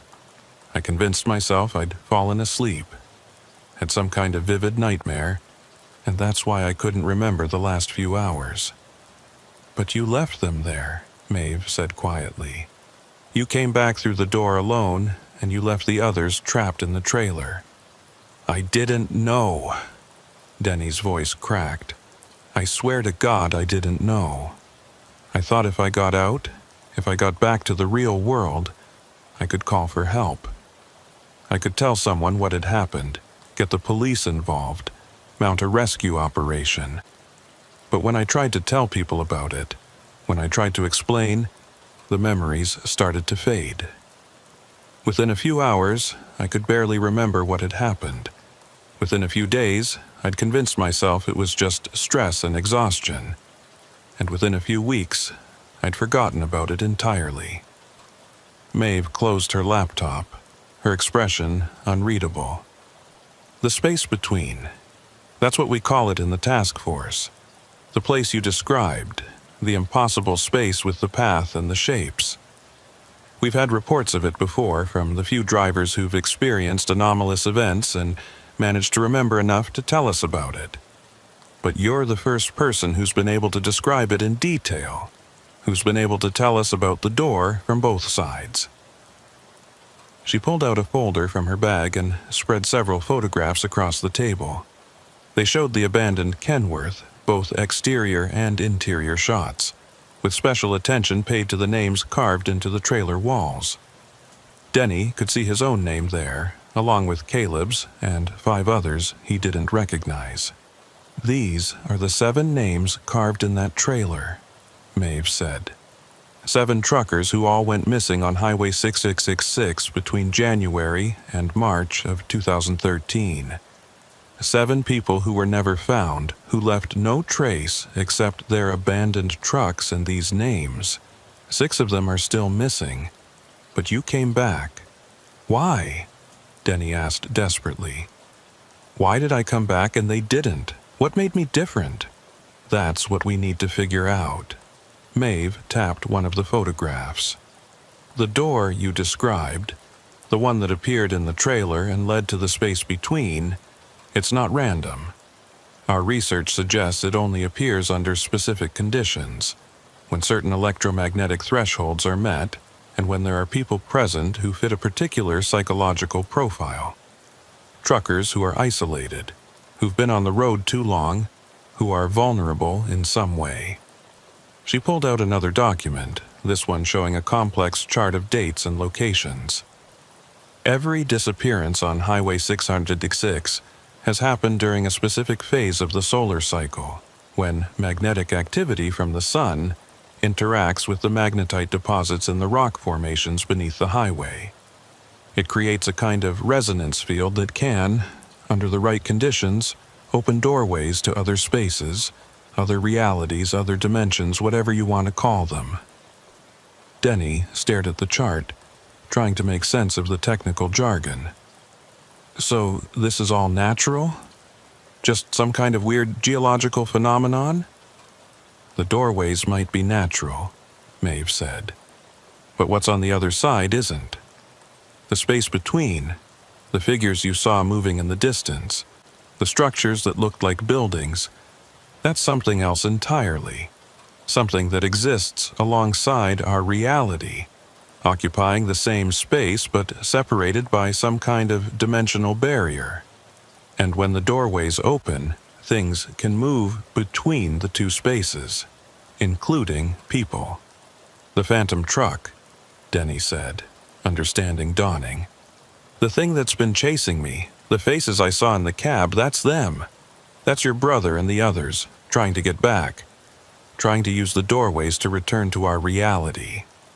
Partially, Maeve said. But it's more complicated than that. When someone gets trapped in the space between, they don't stay static. They change, adapt to that environment, become part of it in ways we don't fully understand. The people you saw in the phantom truck, they're not quite the same as they were when they disappeared. They're caught between two states, two realities, and they need something from our side to complete their return. What do they need? Maeve looked at him directly. They need the person who left them there to come back and open the door from the other side. They need you, Denny. That's why the voices have been calling to you, why the phantom truck has been chasing you. You're the key. You're the one who can bring them home. Denny felt like he'd been punched in the stomach. You want me to go back, you want me to drive Highway 626 again, find that door, and go through it. I want my brother back, Maeve said, her voice tight with emotion. I want all of them back. And you're the only person who knows how to open the door, who has the connection to that space that can make it work. You're the only chance they have. I can't, Denny said, shaking his head. I can't go back there. You don't know what it's like, that place, the way it makes you feel. It's wrong in a way I can't even describe. And what if I can't get back? What if I go through the door and end up trapped there like they are? That's a risk, Maeve admitted. But we'll take precautions. We'll monitor you with multiple tracking devices, maintain constant radio contact, and I'll be right there on the highway with a full support team. The moment you signal that you found them, that you have the door open, we'll pull you back. We won't let you get trapped. Denny wanted to say no, wanted to refuse, wanted to go home and forget any of this had ever happened. But he couldn't. He'd lived with the guilt of abandoning those people for 10 years, even if he hadn't consciously remembered it until now. And now that he did remember, now that he knew they were still out there in that terrible space waiting for someone to save them, he couldn't walk away again. When? Denny asked quietly. Tonight, Maeve said. The solar activity is peaking again, same conditions as 10 years ago. If we're going to open the door, if we're going to get them back, it has to be tonight. 3 hours later, Denny was back on Highway 666, driving north through the darkness toward the spot where the abandoned Kenworth had been sitting. His truck was equipped with 6 different tracking devices, 3 CB radios all tuned to different frequencies, and a satellite phone that maintained a direct connection to Maeve's team. In his pocket, he had a compass that would supposedly tell him if he was crossing into the space between, and strapped to his chest was a harness with a cable attached that Maeve's technical team swore would act as a lifeline, allowing them to pull him back if he couldn't find his way out on his own. Denny had no idea if any of this technology would actually work. Maeve had admitted that most of their equipment failed when exposed to the anomalous conditions around the doorways, that they were essentially operating blind and hoping that this time would be different. But it was all they had, and Denny had agreed to try. The highway was empty, just like it had been every other time Denny had driven this route at night. No other vehicles, no lights except his own headlights cutting through the darkness. No signs of human presence for miles in any direction. It should have been peaceful, meditative even, but instead it felt ominous, like the desert itself was holding its breath, waiting to see what would happen. "How are you doing, Denny?" Maeve's voice came through the CB clear and steady. "I'm okay," Denny lied. "About 15 miles from the target location. Remember the protocol. When you see the door, when you feel the pull, you call it in immediately. Don't try to be a hero. Don't try to handle it alone. We're here to support you." "Copy that." Denny drove on, his hands tight on the steering wheel, his eyes scanning the shoulder for any sign of the abandoned truck. But he knew it wouldn't be there, not physically. The truck had been towed away, taken to some secure facility for analysis. What he was looking for was something else, some indication that the doorway was opening, that the barrier between realities was thinning enough for him to cross over. He was about 5 miles from the target location when his compass started to spin. The needle whipped around in circles, unable to find north, and Denny felt a familiar sensation wash over him. The air pressure in the cab changed, became heavier, and he could feel that same low vibration he'd felt 10 years ago in the trailer. The doorway was opening. "Maeve, I'm getting anomalous readings on the compass. I think it's starting." "Copy that. All teams, be advised. Subject is entering the anomaly zone. Maintain visual contact and prepare for extraction protocol." Denny looked in his rearview mirror and saw Maeve's black SUV about a quarter-mile behind him, along with 2 other vehicles that had been following at a distance. They were all staying back, maintaining what Maeve had called a safe perimeter, close enough to respond if something went wrong but far enough away that they wouldn't get pulled into the anomaly themselves. The CB crackled, and Denny heard that familiar chorus of voices, layered and synchronous, speaking as one. "Denny, you came back. We knew you would. We've been waiting." "I'm here," Denny said into the mic, his voice shaking. "I'm here to help. I'm here to bring you home." "Then stop the truck, Denny." "Stop the truck and open the door. It's time." Denny looked ahead and saw it. The same rectangle of white light he remembered from 10 years ago, hovering in the air about 50 feet above the highway. But this time it wasn't inside a trailer. This time it was just hanging there in space. A door to nowhere, bright and clean and impossibly wrong. And standing beneath it, visible in the glow of Denny's headlights, was a figure. It was Caleb, Maeve's brother. He looked exactly as he had 10 years ago, wearing the same clothes, the same expression of desperate hope. He was waving at Denny, motioning for him to stop, to get out of the truck, to come to the door. Denny eased off the accelerator, his heart pounding. This was it. This was the moment. He could keep driving, could refuse to stop just like Maeve had told him to do during the last encounter. Or he could do what he'd come here to do, what he'd promised he would do. He could stop the truck and face the door and try to bring those people home. "I'm stopping," Denny said into the CB, addressing both the voices from the space between and Maeve's team. "I'm going to open the door." "Denny, wait," Maeve's voice came through, urgent and worried. But Denny was already setting his air brake, already killing the engine, already climbing down from the cab. The desert air hit him like a physical force, hot and dry despite the late hour, carrying with it that same smell of metal and diesel and something else, something wrong that made his stomach turn. Caleb was still standing beneath the door, still waving, still pleading silently for Denny to help him. Denny took a step forward, then another, the cable attached to his harness playing out behind him. He could hear Maeve shouting something over the satellite phone, could hear the sounds of vehicles stopping and doors opening as her team prepared to intervene, but it all seemed very far away, muted and distant like he was hearing it through water. "That's it, Denny," the voices said, no longer coming from the CB but from the air itself, surrounding him, penetrating him. "Just a little closer, just a few more steps. Then you can open the door and we can all go home." Denny was about 10 feet from Caleb when he noticed something that made him stop cold.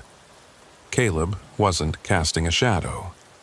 Despite the bright glow of the door above him, despite Denny's headlights shining directly on him, there was no shadow on the ground.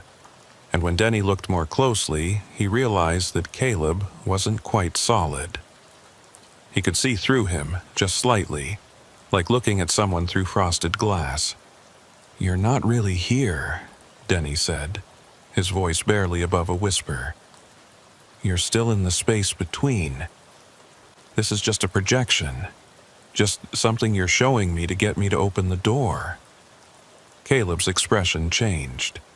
The hope faded, replaced by something harder, something desperate. "Does it matter? We're trapped, Denny. We've been trapped for 10 years in a place that never ends, walking paths that lead nowhere, surrounded by things we don't understand. We need to get out. We need you to help us get out." "I want to help you," Denny said. "That's why I'm here. But Maeve said the door has to be opened from both sides, that I have to go through to bring you back. Is that true?"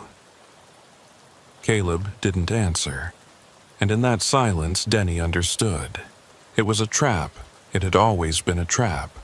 The door would open if Denny stepped through it, would allow Caleb and the others to cross over into reality, but Denny would be left behind in the space between, trapped just like they'd been trapped for the last 10 years.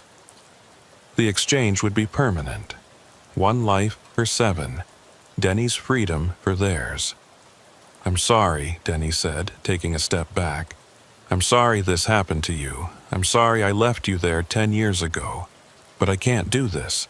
I can't trade places with you." Caleb's form flickered, becoming less solid. "You have to. You owe us. You promised you'd come back. You promised you'd save us." The door above them pulsed, growing brighter, and Denny could feel the pull intensifying, could feel something trying to drag him forward, trying to force him through the doorway. He grabbed the cable attached to his harness and pulled hard, signaling Maeve's team to reel him back in. "I know I owe you," Denny said, fighting against the pull. "And I'll find another way. Maeve will find another way. But I'm not going through that door." The voices rose to a roar, no longer words, but just raw sound, anger and betrayal and desperation all mixed together. Caleb's projection shattered like glass, breaking apart into fragments that dissolved in the desert air. The door pulsed once more, twice, and then began to shrink, the white light dimming, the rectangle growing smaller and smaller until it was just a pinpoint and then nothing at all. The cable went taut as Maeve's team pulled, and Denny stumbled backward, away from where the door had been, away from the spot where Caleb had stood.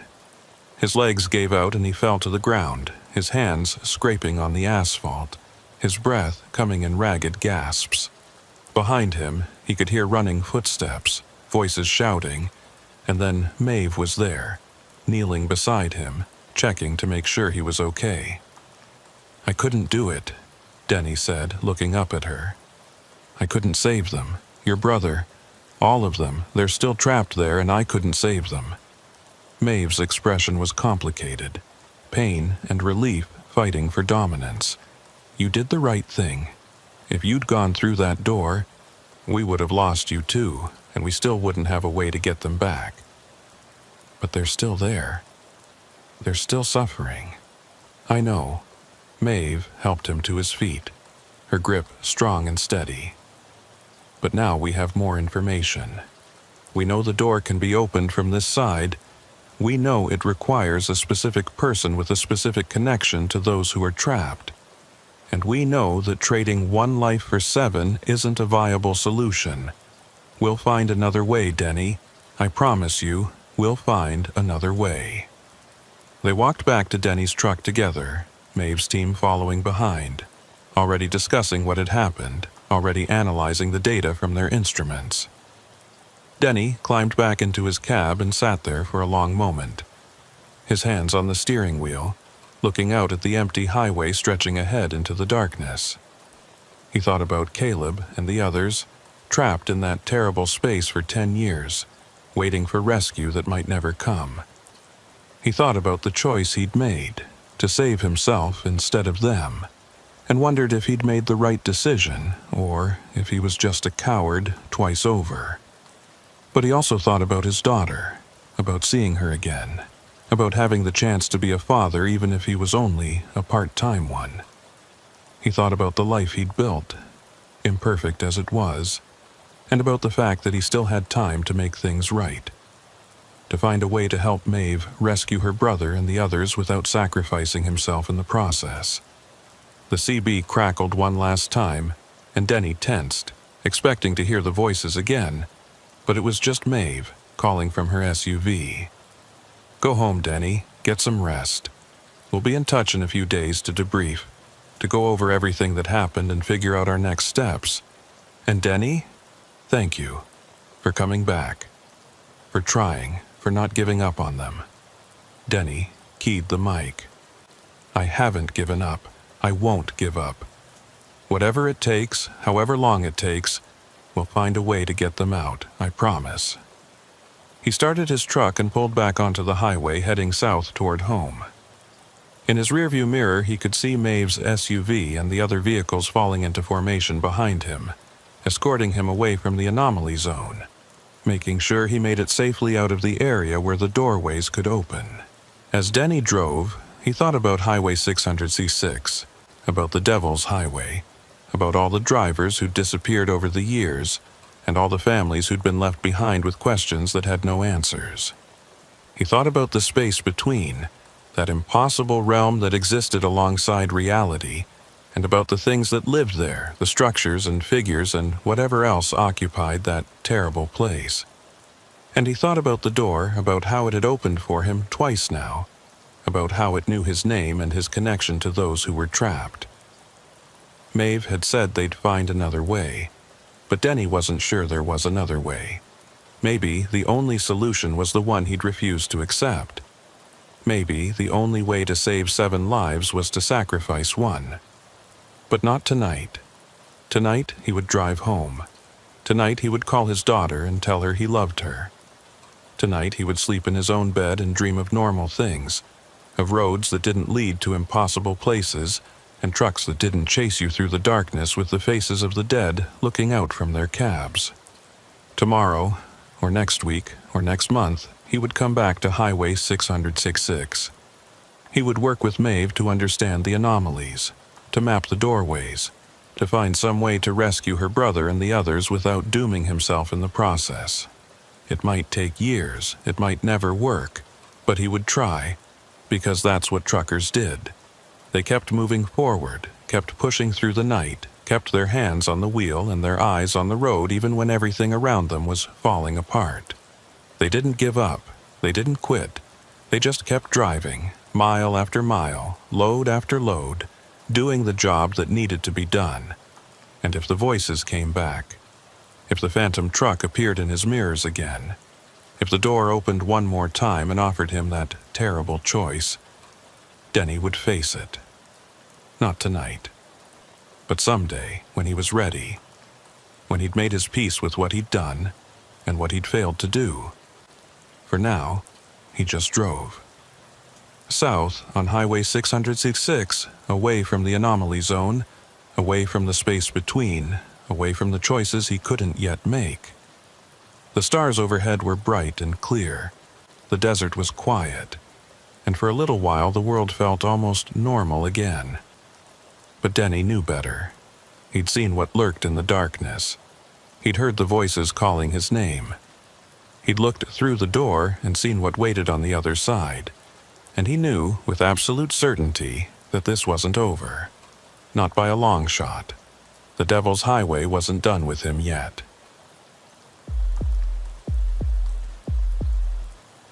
Wade Coltrane had been watching the storm build for the last hour, tracking its progress across the Arizona desert like a predator stalking prey. Dark clouds piled up on the western horizon, anvil-shaped thunderheads that rose so high they seemed to scrape against the ceiling of the sky. Lightning flickered inside them, brief flashes of white light that illuminated the clouds from within, and even from 40 miles away, Wade could see the gray curtain of rain falling beneath the storm system, obscuring everything it touched. It was the kind of storm that made veteran truckers pull over and wait it out, the kind that could flip a fully loaded rig if you were unlucky enough to catch a crosswind at the wrong moment. Wade was 48 years old and had been driving trucks for nearly 30 years, long enough to know when to push through weather and when to find a safe place to park. He'd driven through blizzards in Wyoming, dust storms in West Texas, and once, memorably, through the edge of a hurricane in Louisiana that had nearly torn the doors off his cab. But desert storms were different. They came on fast and hit hard, with winds that could gust up to 70 or 80 miles per hour, and rain so heavy you couldn't see the hood of your own truck. And Highway 666, the stretch of road he was currently traveling, was particularly bad during storm season. The highway ran through open country with no natural windbreaks, no place to hide when the weather turned mean. He checked his GPS looking for the nearest town or truck stop where he could pull off and wait out the storm. The screen showed nothing for the next 60 miles except highway and empty desert, which wasn't unusual for this part of Arizona. The population out here was sparse, scattered across vast distances, with small towns separated by hours of driving through nothing but scrub brush and red rock. Wade knew he should have stopped back in Holbrook, should have grabbed dinner and waited to see if the storm would pass before continuing on. But he'd been behind schedule and his dispatcher had been writing him about delivery times. Now he was going to pay for that decision. The wind hit first, a sudden gust that pushed against the side of Wade's trailer hard enough to make the whole rig shudder. Wade tightened his grip on the steering wheel, his knuckles going white as he fought to keep the truck in his lane. The wind came in waves after that, buffeting the rig from different angles, making it feel like something was physically shoving at him, trying to push him off the road. Wade eased off the accelerator, dropping his speed from 65 down to 45, then down to 30. Better to go slow and stay on the road than push too hard and end up in a ditch. The rain came next, so sudden and so heavy it was like someone had thrown a bucket of water over the windshield. Wade's wipers were on their highest setting, but they could barely keep up, sweeping back and forth in a frantic rhythm that still left more water than glass visible. The road ahead disappeared into a wall of gray, and Wade found himself driving almost blind, navigating by the faint white line at the edge of the pavement and hoping to God there was nothing stopped in his lane. Thunder rolled across the desert, so loud Wade could feel it in his chest, and lightning split the sky directly overhead. The flash was bright enough to leave afterimages burned into Wade's retinas, and for a moment he was completely disoriented, unsure which direction he was facing or if he was even still on the road. He pumped the brakes gently, trying to slow down without losing traction on the wet pavement, and that's when he saw it. A sign on the side of the road, illuminated briefly by another flash of lightning. It was old and weathered, the kind of sign that had been standing beside highways since the 1950s, and it read, Desert Rose Motel, 2 miles, vacancy. Wade had driven Highway 666 dozens of times over the years, and he'd never seen that sign before. Never heard of any motel called the Desert Rose in this area. But then again, visibility was terrible, and he was focused on just keeping his truck on the road, so maybe he'd missed it on previous trips. And right now, with the storm getting worse by the minute and his visibility down to almost nothing, Wade didn't much care whether he'd seen the sign before or not. He just needed to get off the highway before he lost control of the rig or ran into something he couldn't see. 2 miles later, right where the sign had promised, Wade saw lights glowing through the rain. A cluster of buildings set back from the highway, arranged in the classic L shape of an old roadside motel. There was a neon sign near the road that spelled out Desert Rose in faded pink letters, with a smaller sign below it that flickered between vacancy and no vacancy, in a rhythm that seemed almost hypnotic. Wade turned off the highway onto a gravel driveway, his tires crunching on the wet stones, and pulled into the parking lot. The motel looked like something out of another era. Single-story construction, maybe a dozen rooms total, each with its own door painted in peeling turquoise paint, and a large window covered by thick curtains. The office was at the near end of the L, identifiable by the word office painted on the door and a light that shone through the window. There were no other vehicles in the parking lot, no cars or trucks, which struck Wade as odd given that he couldn't be the only person seeking shelter from the storm. But maybe other drivers had pushed through, or maybe they'd stopped at different locations. Either way, Wade was just grateful to have found a place to park. He set his air brake and killed the engine, then sat in the cab for a moment, listening to the rain hammer against the roof and watching the lightning flash across the sky. The storm showed no signs of letting up. If anything, it was getting worse, and Wade knew he'd made the right call in pulling off the highway. He'd wait out the weather here, maybe grab a room if they had one available, and continue on in the morning when conditions were safer. Wade pulled on his rain jacket, grabbed his overnight bag and his wallet, and climbed down from the cab. The rain hit him immediately, soaking through his jeans in seconds despite the jacket. The wind was even worse, strong enough that Wade had to lean into it just to stay upright, and the sound was incredible, a roar that drowned out everything else. Wade half ran, half staggered across the parking lot toward the motel office, his boots splashing through puddles that had already formed in the low spots of the gravel. The office door was heavy, solid wood that had warped slightly with age, and Wade had to put his shoulder into it to get it open. He stumbled inside, water dripping from his clothes and hair, and stood there for a moment, catching his breath and trying to wipe the rain out of his eyes. The office was warm, almost too warm, with an electric heater in the corner putting out enough heat to make the small space feel like a sauna. The walls were decorated with faded photographs of the Arizona desert in better times, and there was a desk along the back wall with an old-fashioned guest register and a bell that read "Ring for Service."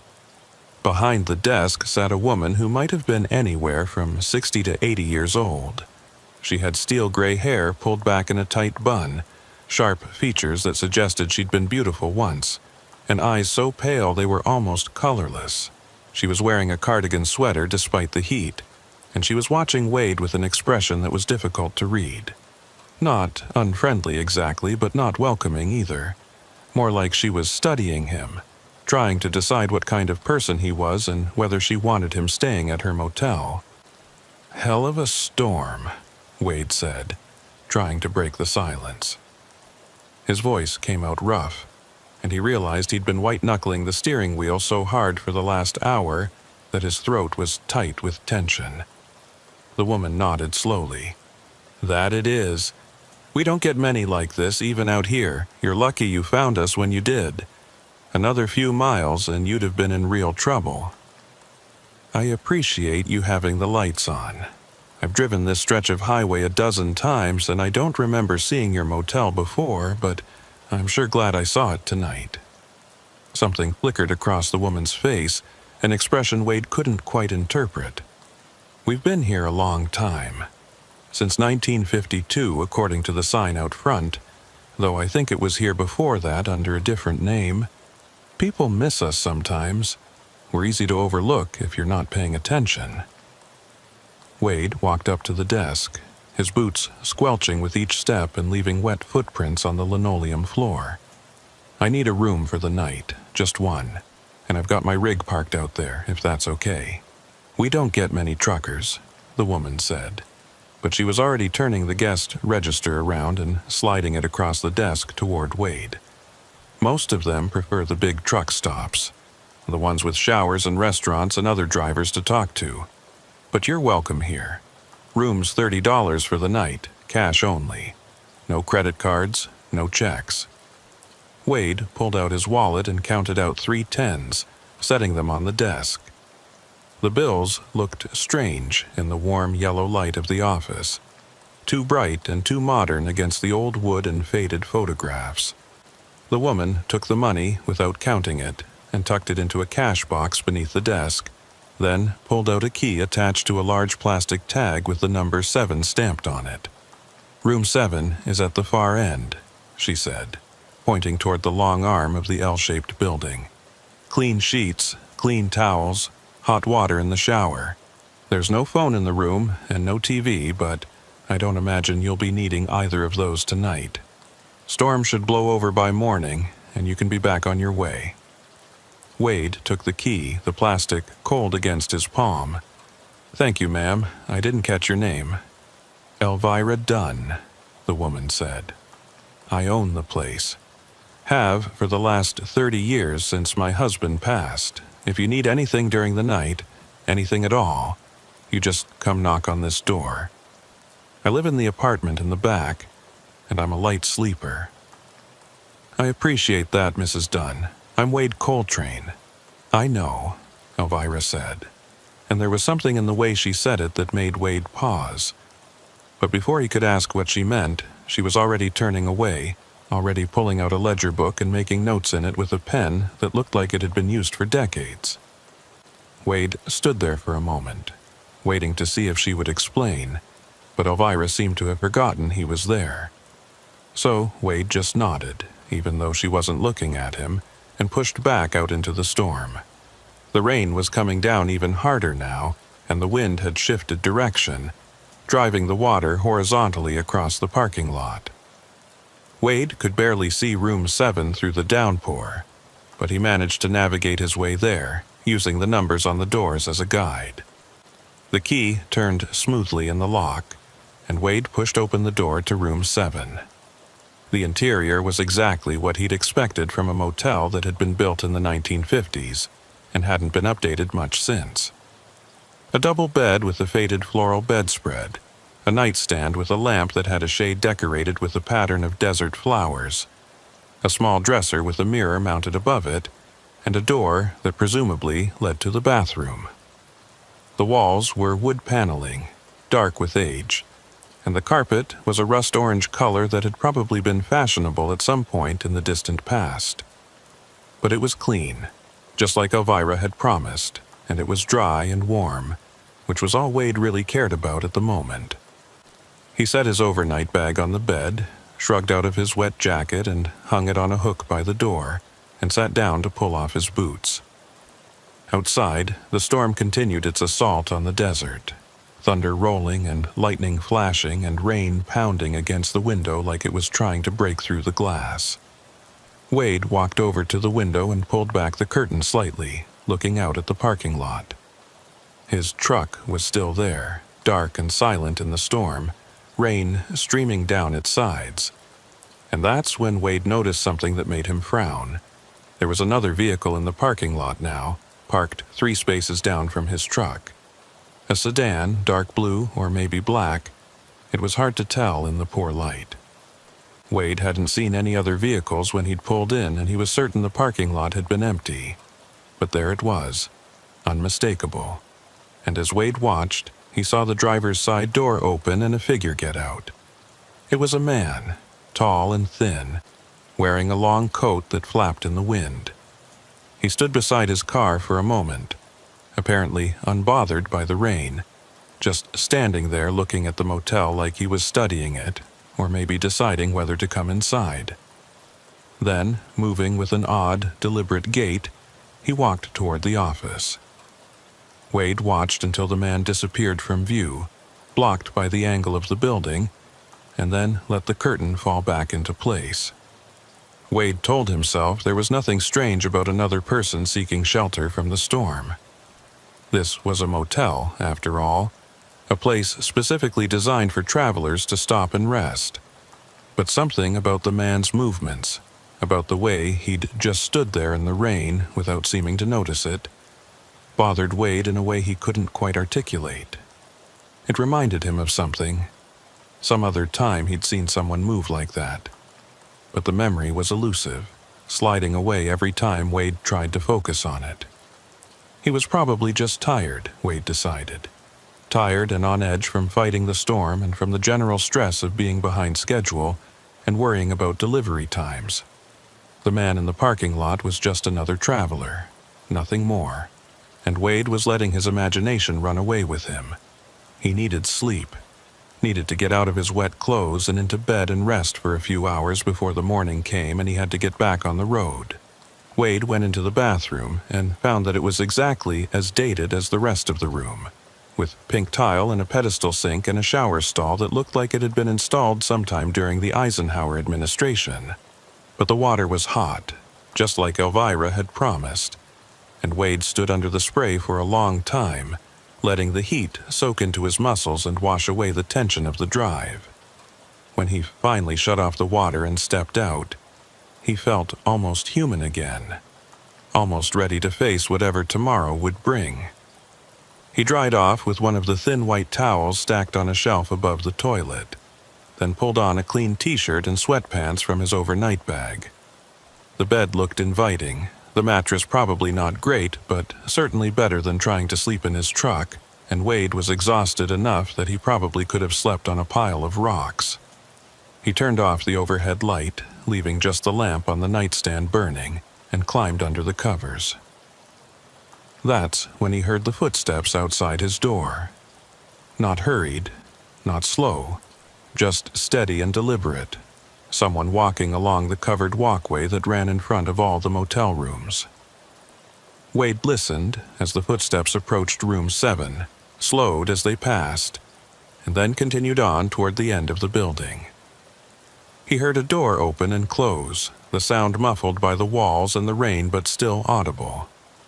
The man from the parking lot, Wade assumed, checking into his own room. Nothing unusual about that. But the footsteps didn't stop. Even after Wade had heard the door close, even after what should have been enough time for the man to be inside his room, Wade could still hear footsteps on the walkway, back and forth, pacing, like someone who couldn't decide whether to go inside or to keep walking. Wade lay in bed listening, trying to convince himself it was just the wind, just the rain, just some acoustic trick of the old building. But the sound was too regular, too rhythmic to be anything but human footsteps. Wade got up and went back to the window, pulling the curtain aside just enough to see out. The walkway was empty. No one was there. No figure pacing back and forth. No man in a long coat. Just rain and darkness, and the occasional flash of lightning that briefly illuminated everything in harsh white light. But Wade could still hear the footsteps. Clearer now, more distinct, and he realized with a chill that they were right outside his door. Someone was standing on the other side of the door to room 7. Wade could hear them breathing, could hear the slight creak of the wooden walkway as weight shifted from one foot to the other. He stood frozen by the window, his hand still holding the curtain, his heart pounding in his chest. The doorknob began to turn, slowly, testing to see if it was locked. Wade had locked it, he was certain he'd locked it, but now he found himself second-guessing that certainty. Had he actually turned the deadbolt? Or had he just closed the door and assumed it would lock automatically? The doorknob stopped turning. Whoever was on the other side had discovered that the door was locked, and for a moment there was complete silence. No breathing, no footsteps, nothing. Then Wade heard something that made his blood run cold. A voice, low and raspy, speaking through the door. "Wade Coltrane, I know you're in there. We need to talk." Wade's mouth went dry. The voice knew his name, just like Elvira had known his name, even though Wade had never met her before tonight and hadn't told her anything beyond what he'd written in the guest register. How did these people know who he was? What did they want from him? "Who are you?" Wade called out, his voice shakier than he would have liked. "What do you want?" There was a long pause, and then the voice spoke again. "My name is Russell Creed. I'm a traveler, just like you, and I need to talk to you about this place, about the Desert Rose Motel, before it's too late. Before you make the same mistake I did." Wade took a step toward the door, then stopped himself. Every instinct he had was screaming at him not to open that door, not to engage with whoever Russell Creed was or what he wanted. But at the same time, Wade needed answers. He needed to understand what was happening, why people here knew his name, why this motel that he'd never heard of before tonight felt so wrong in ways he couldn't quite define. "Talk to me through the door," Wade said finally. "Tell me what you mean about making a mistake." Another pause. Longer this time. Wade could hear the rain pounding against the roof, could hear the wind howling around the corners of the building, but he couldn't hear Russell Creed breathing anymore. Maybe he'd walked away. Maybe he'd given up and gone back to his own room. But then the voice came again, and this time it was different. Colder, more distant. "You can't stay here, Wade. You need to leave. You need to get in your truck and drive away, right now, storm or no storm. Because if you stay until morning, if you're still here when the sun comes up, you won't be able to leave. None of us can leave. We're all trapped here, Wade. All of us who thought we were just stopping for the night. All of us who thought the Desert Rose was just a normal motel." Wade's hand moved to the deadbolt before he could stop himself, before he could think about what he was doing. He needed to see this person, needed to look Russell Creed in the eye and understand what he was talking about. But just as Wade's fingers touched the metal, just as he was about to turn the lock and open the door, he heard Elvira's voice from somewhere outside. "Mr. Creed, you need to go back to your room.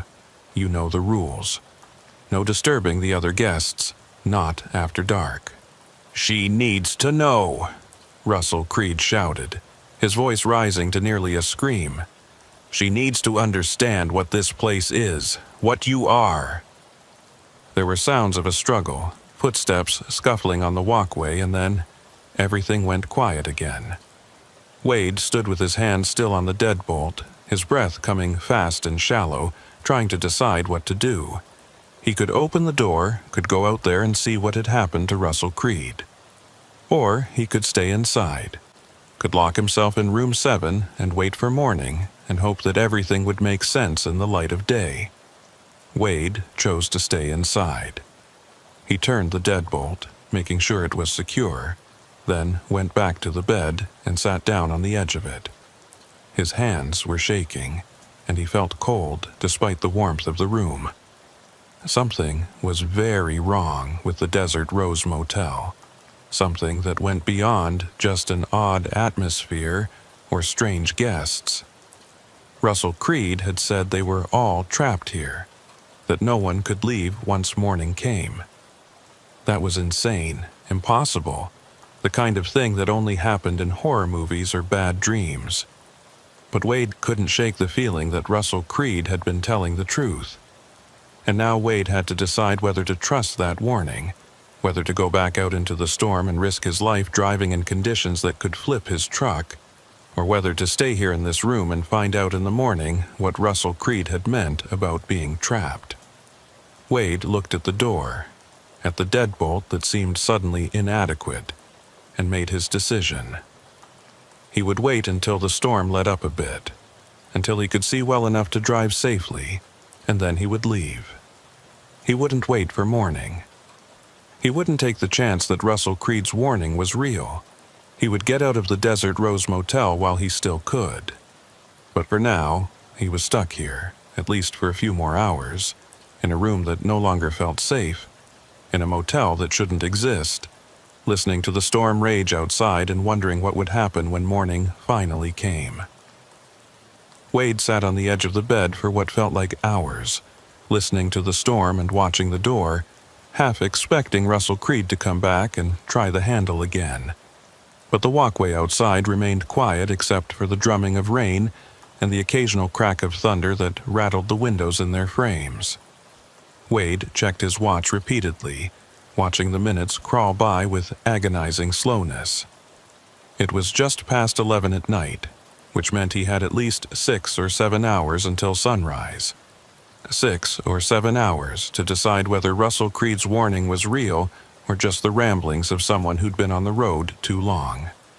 Wade tried his cell phone, hoping to call his dispatcher or maybe even the police, anyone who could tell him something about this motel or confirm that it was a legitimate business and not whatever Russell Creed seemed to think it was. But his phone showed no signal, not even a single bar, which wasn't surprising given how remote this area was and how bad the weather had gotten.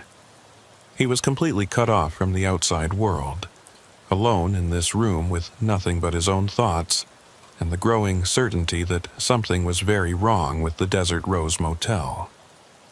Around midnight, Wade decided he couldn't just sit there any longer. He needed to do something, needed to gather information, needed to understand what he was dealing with. If Russell Creed was right, if this place really was some kind of trap, then Wade needed to know what he was up against before he could figure out how to escape. And if Russell Creed was just crazy, if this was all just paranoia and coincidence, then Wade needed to confirm that so he could get some sleep and not waste the rest of the night jumping at shadows. Wade pulled his boots back on, laced them tight, and shrugged into his still damp jacket. He unlocked the deadbolt as quietly as he could and eased open the door, peering out into the storm. The walkway was covered by an overhang that provided some protection from the rain, but the wind was still strong enough to drive water in at an angle, leaving puddles on the concrete. Wade could see 5 or 6 other room doors from where he stood, all of them closed, all of them dark. No lights showing through the windows, no signs of activity. It was as if he and Russell Creed were the only guests at the Desert Rose, which seemed unlikely during a storm this severe.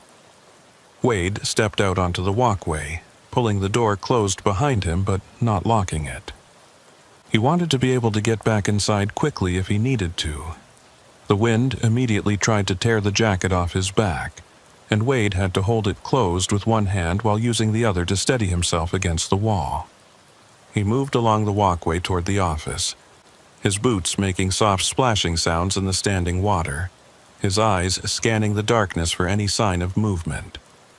The office was still lit, warm yellow light spilling out through the window and onto the parking lot. Wade could see Elvira through the glass, sitting at her desk exactly as she had been when he'd checked in, writing in that ledger book with the same pen. She looked up as Wade approached, her pale eyes tracking his movement, but she didn't smile or wave or show any reaction at all. She just watched him, the way a cat might watch a mouse, patient and predatory and utterly still. Wade knocked on the office door, and after a moment, Elvira rose from her desk and came to open it. She stood in the doorway, blocking his entrance, her expression neutral, but her posture somehow defensive, as if she was prepared to deny him entry if he gave her a reason. "Mr. Coltrane," she said, her voice flat. "Is there a problem with your room?" "No, ma'am, the room's fine. I just wanted to ask you about the other guest. Russell Creed. He came to my door earlier, said some things that worried me." Elvira's expression didn't change, but something shifted in her eyes, a hardness that hadn't been there before. "Mr. Creed has been a guest here for some time. Sometimes he gets confused, says things that don't make sense. You shouldn't pay attention to anything he tells you." "How long has he been a guest here?" Wade asked, trying to keep his tone casual. "Days? Weeks? That's not really your concern, Mr. Coltrane. Mr. Creed's arrangements are between him and the motel. I don't discuss one guest with another. It's a matter of privacy." Wade shifted his weight, trying to see past Elvira into the office, trying to get a look at that ledger book she'd been writing in. "I'm just trying to understand what's going on. He said something about people being trapped here, about not being able to leave after morning comes. That's a pretty serious claim, and I'd like to know if there's any truth to it." Elvira's hand tightened on the doorframe, her knuckles going white. "Mr. Creed is not well. He's been under a lot of stress, and sometimes that stress manifests in paranoid delusions. There's nothing wrong with the Desert Rose Motel. It's a legitimate business that's been serving travelers for over 70 years. You're welcome to stay the night and continue on your way in the morning, or you're welcome to leave right now if you'd prefer, but I won't have you spreading rumors based on the confused ramblings of a disturbed man." There was steel in her voice now, an edge that made it clear the conversation was over. Wade knew he wasn't going to get any more information out of Elvira, at least not directly, so he nodded and stepped back, raising his hands in a gesture of surrender. "I apologize, Mrs. Dunn. I didn't mean to offend. I'm just tired and on edge from the storm. I'll go back to my room and try to get some sleep." Elvira watched him for a long moment, those pale eyes searching his face, and then she nodded. "That would be wise, Mr. Coltrane. The storm will pass by morning, and everything will seem clearer in the daylight. Things always do." She closed the door, not quite slamming it, but firmly enough to make her point, and Wade was left standing on the walkway alone. He looked at the office window and saw Elvira back at her desk, writing in that ledger again, her head bent over the pages. What was she writing? Guest information, or something else? Wade decided to take a different route back to his room. Instead of retracing his steps along the walkway, he cut across the parking lot using the storm as cover, moving between the few parked vehicles. His truck was still there, untouched, water streaming down its sides. The dark sedan was there too, and as Wade passed it, he tried the door handle, found it locked, and peered through the rain-streaked windows. The interior was empty, except for a road atlas on the passenger seat and what looked like a duffel bag in the back. Nothing unusual. Nothing that would tell him who Russell Creed really was or why he was here. Wade continued around the L-shaped building, counting the room numbers as he went. Room 1, Room 2, Room 3, all dark, all silent.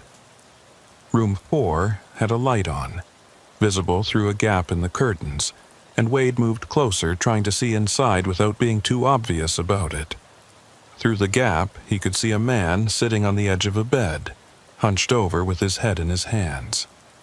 The man was wearing a plaid shirt and jeans, and his hair was dark and unkempt. Russell Creed, Wade assumed, though he couldn't be certain from this angle. Wade was about to move on when the man looked up, and for just a moment their eyes met through the window. Russell Creed's face was gaunt, almost skeletal, with hollow cheeks and dark circles under his eyes that made him look like he hadn't slept in weeks. But it was the expression on his face that made Wade's breath catch in his throat. Pure terror. Absolute, soul-deep fear. The kind of expression you saw on people who'd witnessed something so horrible their minds couldn't process it. Russell Creed mouthed something, his lips moving in an exaggerated way so Wade could read them through the glass. "Get out, now, before she comes back." Before Wade could respond, before he could knock on the window or try to communicate back, the light in room 4 went out, just clicked off, plunging the room into darkness, and Wade could no longer see Russell Creed or anything else inside. He stood there in the rain for a moment, his heart pounding, trying to decide what to do. Should he knock on the door? Try to force his way inside and talk to Russell face to face? Or should he take the man's advice and get the hell out of the Desert Rose while he still could? Wade chose a middle path. He would check the rest of the motel, see if there were any other guests, any other vehicles, anything that would help him understand what was happening here. Then he would make his decision about whether to stay or go. He continued his circuit around the building, past room 5, which was dark, past room 6, which was also dark, until he reached room 7, his own room. The door was still closed, the way he'd left it, but Wade could have sworn he saw movement through the window, a shadow passing in front of the curtains. Wade froze, his hand moving instinctively to his pocket where he kept a folding knife. He always carried it when he was on the road, more as a tool than a weapon, but right now he was glad to have it.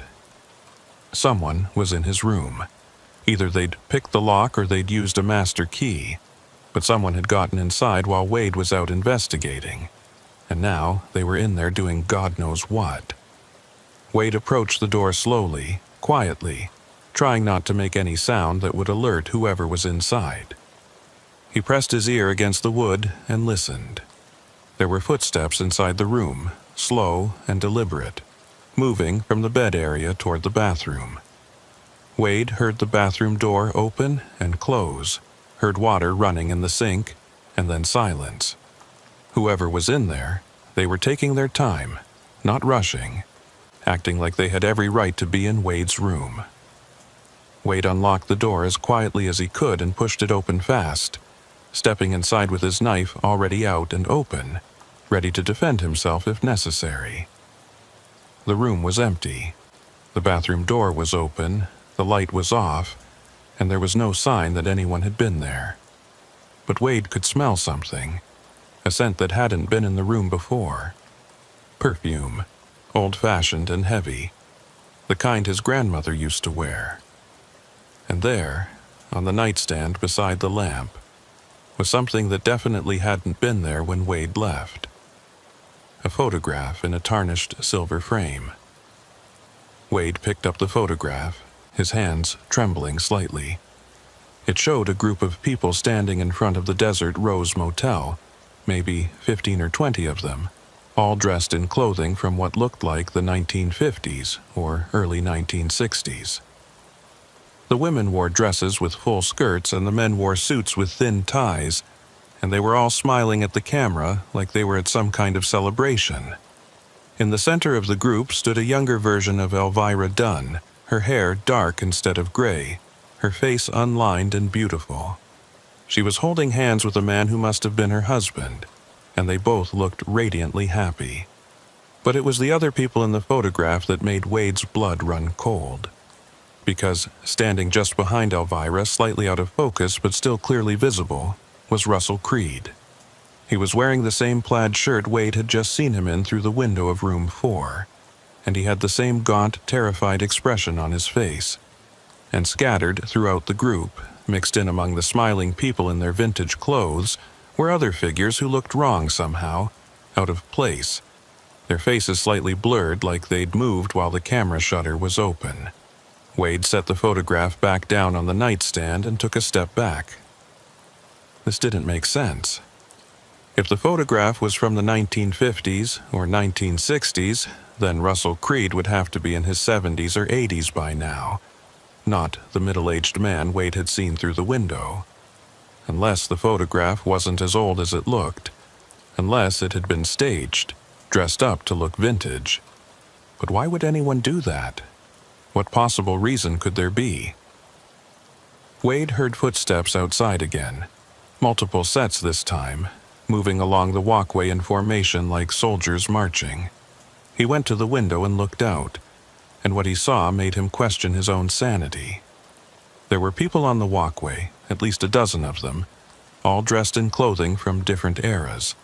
Some wore styles from the 1950s, others from the 1970s or 1980s, and a few wore modern clothes like jeans and t-shirts. They were walking in a line, one behind the other, their movements synchronized and mechanical, like puppets being controlled by the same strings. At the front of the line was Elvira Dunn, and she was no longer wearing the cardigan sweater she'd had on in the office. Now she was dressed in a white gown that looked like something from a much earlier era, maybe the 1920s or 1930s, long and flowing and decorated with intricate embroidery. Her hair was down, hanging loose around her shoulders, and in the light from the storm Wade could see that it wasn't gray anymore. It was dark, jet black, and it moved in the wind like it was alive. The line of people walked past Wade's window, none of them looking in his direction, all of them staring straight ahead with blank, emotionless faces. Wade recognized Russell Creed among them, walking near the end of the line, his lips still moving in that same desperate plea. "Get out! Get out! Get out!" Wade backed away from the window, his mind racing. This wasn't natural. This wasn't normal. Whatever the Desert Rose Motel was, it wasn't just a roadside motel. It was something else, something wrong, something that existed outside the normal rules of reality. And Wade was trapped here until the storm passed, trapped with Elvira and Russell Creed and all these other people who shouldn't exist, who couldn't exist. He needed to leave. Right now. Storm or no storm, visibility or no visibility, Wade needed to get in his truck and drive away from this place as fast as he could. He grabbed his overnight bag, threw his few belongings into it, and moved toward the door. But before he could open it, before he could step out onto the walkway, he heard Elvira's voice. Not from outside, but from inside the room, speaking directly into his ear, even though he could see she wasn't there. "You can't leave yet, Mr. Coltrane. The storm hasn't passed. You're not ready to leave. None of them were ready when they tried to leave. That's why they're still here. That's why they'll always be here." Wade spun around, looking for the source of the voice, but the room was empty. Just him and the bed and the photograph on the nightstand. He grabbed the photograph and looked at it again, and this time he noticed something he'd missed before. In the background of the image, parked in what looked like the exact same spot where Wade had parked his truck, was an 18-wheeler. It was an old-style rig, the kind that hadn't been manufactured since the 1970s, but it was unmistakably a commercial truck. And standing beside it, visible through the truck's windshield, was a man who looked exactly like Wade. No, not exactly like Wade, but similar enough to be his father, or his grandfather.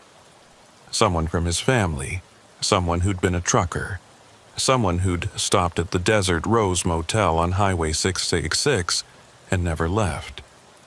Wade's hands were shaking so badly he almost dropped the photograph. He set it down carefully on the nightstand and backed toward the door, his breath coming in short gasps. This was impossible. This was insane. But it was happening, it was real, and Wade needed to accept that if he was going to have any chance of surviving. The door burst open before Wade could reach it, and Russell Creed stumbled inside, his clothes soaked through with rain, his eyes wild. He grabbed Wade by the shoulders, his fingers digging in painfully, and pulled him close. "You have to listen to me," Russell gasped. "I know you think I'm crazy, I know I sound insane, but I've been here for 3 years. 3 years, Wade. I stopped one night during a storm, just like you did, and I've been trying to leave ever since. Every morning, I get in my car, I start the engine, I drive toward the highway, and every time I end up back here. The road just loops around, no matter which direction I go, and I always end up back at the Desert Rose." Wade tried to pull away, but Russell's grip was iron. "That's impossible. Roads don't work like that. There has to be a way out." "There is a way out," Russell said, his voice dropping to a whisper. "But you have to leave before sunrise. Once the sun comes up, once morning breaks, the spell or curse or whatever the hell this is becomes permanent. You become part of the motel, part of Elvira's collection. All these people you saw walking on the walkway, they all made the same mistake. They all stayed until morning, and now they can't leave.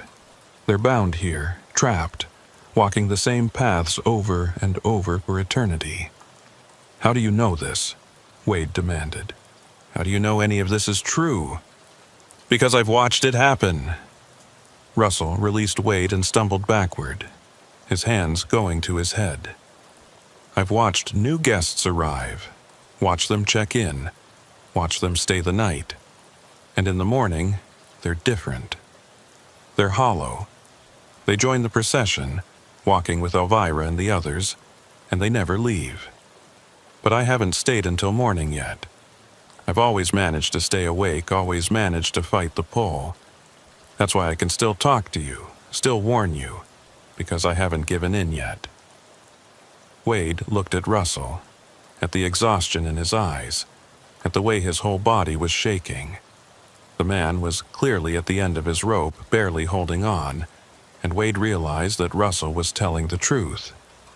He really had been here for 3 years, really had been fighting to stay awake night after night, resisting whatever force was trying to claim him. "What about you?" Wade asked. "Why don't you leave now, with me? We'll both get out of here." Russell laughed, a bitter, broken sound. "I told you, I've tried. Every day I try. But I can't do it alone. I need someone else, someone new, someone who isn't bound yet.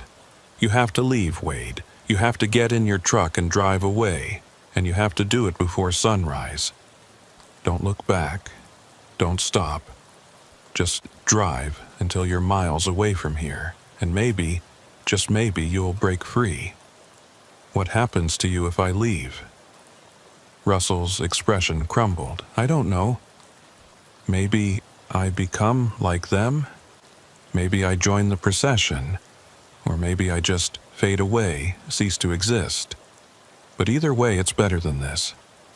Better than being trapped in this endless loop, watching people arrive and never leave, knowing that eventually I'll give in and join them." Wade wanted to argue, wanted to say he wouldn't leave Russell behind, but he knew there wasn't time. The storm was still raging outside, but it would pass eventually, and when it did, morning would come. Wade had maybe 4 or 5 hours at most. He needed to go now, while he still could. "I'm sorry," Wade said, and he meant it. "I'm sorry I can't help you." "You can help me," Russell said quietly. "You can leave. You can prove that it's possible. That's all I need to know, that someone made it out." Wade grabbed his overnight bag, took one last look at the photograph on the nightstand, and headed for the door. Russell didn't try to stop him, didn't say anything else, just stood in the middle of the room with his shoulders slumped and his eyes closed, looking like a man who'd already given up. Wade wanted to say something, wanted to offer some words of comfort or hope, but there was nothing to say. So he just left, stepping out onto the walkway and into the storm. The wind hit him immediately, stronger than before, nearly knocking him off his feet. Wade leaned into it and pushed forward, moving toward the parking lot where his truck waited. The line of people was still there, still walking in their synchronized procession, and as Wade passed them he could see their faces more clearly. They were all blank, expressionless, like mannequins that had been given the ability to walk, but not to think or feel. And at the front of the line, leading them, was Elvira. She turned her head as Wade passed, those pale eyes locking onto his, and she smiled. "You won't make it, Mr. Coltrane," she called out, her voice somehow audible over the storm. "The road won't let you go. It never does. You'll drive and drive and drive, and you'll end up right back here. They all do. In the end, everyone comes home to the desert rose." Wade didn't respond. He just ran, splashing through puddles, his boots slipping on the wet gravel, until he reached his truck. He threw his overnight bag into the cab, climbed in after it, and slammed the door shut. His hands were shaking so badly it took him 3 tries to get the key into the ignition. But finally the engine roared to life, the sound loud and powerful and reassuringly normal. Wade put the truck in gear and pulled out of the parking lot, his headlights cutting through the rain and illuminating the highway ahead. He didn't look in his mirrors, didn't look back at the Desert Rose Motel, just focused on the road and on getting as far away as possible. The storm was still heavy, visibility was terrible, but Wade didn't care. He'd rather risk flipping the truck in the wind than stay another minute at that cursed place. He drove for what felt like hours, the white lines of the highway disappearing and reappearing in the rain, the desert a black void on either side of him. Wade watched the mile markers, counting them off, trying to calculate how far he'd come from the motel. 10 miles, 20 miles, 30 miles. He should be far enough away by now. He should be safe. But then he saw it. Up ahead, glowing through the rain, a neon sign spelling out Desert Rose in faded pink letters. And beneath it, flickering between vacancy and no vacancy, that smaller sign that Wade had sworn he'd left behind. Russell Creed had been right. The road looped back. No matter how far Wade drove, no matter which direction he went, he always ended up back at the Desert Rose Motel. Wade slammed on his brakes, the truck skidding slightly on the wet pavement, and sat there staring at that sign in disbelief. This wasn't possible. He'd been driving in a straight line, had watched the mile markers increasing, had seen the road stretching out before him. There was no way he could be back at the motel. No way at all. But there it was. And standing in the parking lot waiting for him was Elvira Dunn. Wade sat in his idling truck, staring at Elvira through the rain-streaked windshield, his mind refusing to accept what his eyes were telling him. He'd driven for at least 40 minutes in a straight line, had watched the mile markers click past, had felt every bump and curve of the highway beneath his tires. There was no physical way he could be back at the Desert Rose Motel. The laws of physics, of geography, of basic reality itself wouldn't allow it. But here he was, and there she stood, waiting for him like she'd known all along that he would return. Elvira raised one hand in a slow wave, a gesture that might have been friendly if not for the expression on her face. She was smiling, but it was the kind of smile that belonged on a predator, all teeth and cold satisfaction. Wade's first instinct was to throw the truck into reverse, to back away from the motel and try a different direction, any direction that wasn't forward. But even as the thought formed, he knew it was pointless. Russell Creed had tried every direction, had tried every possible combination of turns and routes, and he'd always ended up back here. The Desert Rose wasn't just a motel. It was a trap, and the trap had closed around Wade the moment he'd pulled into the parking lot. Wade killed the engine and climbed down from the cab. There was no point in wasting fuel, no point in pretending he had anywhere else to go. The rain was still coming down hard, and lightning split the sky overhead, illuminating Elvira's white gown so that for a moment she looked like a ghost, ethereal and otherworldly. Wade walked toward her slowly, his boots squelching in the mud that had formed where gravel should have been, and stopped about 10 feet away. "How?" Wade asked, his voice barely audible over the storm. "How does the road loop back? How is this possible?" Elvira tilted her head, studying him with those pale, colorless eyes. "Does it matter? You're here. You'll always be here. Fighting it only makes things harder, Mr. Coltrane. Acceptance is so much easier." "I don't accept this," Wade said, his hands clenching into fists at his sides. "I don't accept any of this. I'm a trucker. I drive trucks. I deliver loads and I go home and I see my family. That's my life. That's reality. Not this. Not whatever twisted nightmare you've created here." "Created?" Elvira laughed, a sound like wind chimes made of bone. "I didn't create anything, Mr. Coltrane. The Desert Rose has always been here, long before I arrived, long before my husband bought this property in 1952 and thought he could make something of it. This place, this stretch of Highway 6666, it exists in the spaces between. It's a crossroads, a junction point where different roads and different times all converge. And once you stop here, once you accept its hospitality, you become part of it, part of the pattern." Wade took a step back, his mind racing. Different times converging. That would explain the photograph, explain why Russell Creed could be in an image from the 1950s and still be here now, barely aged. It would explain the procession of people in clothes from different eras, all of them trapped in the same endless loop. But understanding it didn't help Wade escape it. "Russell Creed said I have until sunrise," Wade said. "He said if I can get away before morning, I won't be bound here. Is that true?" Elvira's smile widened. "Mr. Creed has been here longer than most. He's learned some of the rules, figured out some of the patterns. Yes, sunrise is significant. Once dawn breaks over the Desert Rose, once you've spent a full night under its roof, the binding becomes permanent. You become part of the motel, part of me, part of everything that waits here in the between spaces.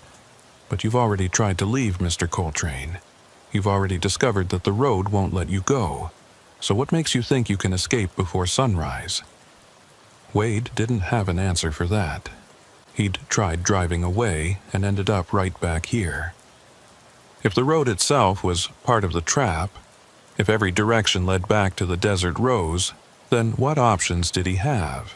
He could try going off-road, driving across the open desert, but his truck wasn't equipped for that kind of terrain, and he'd probably just get stuck or damage his rig.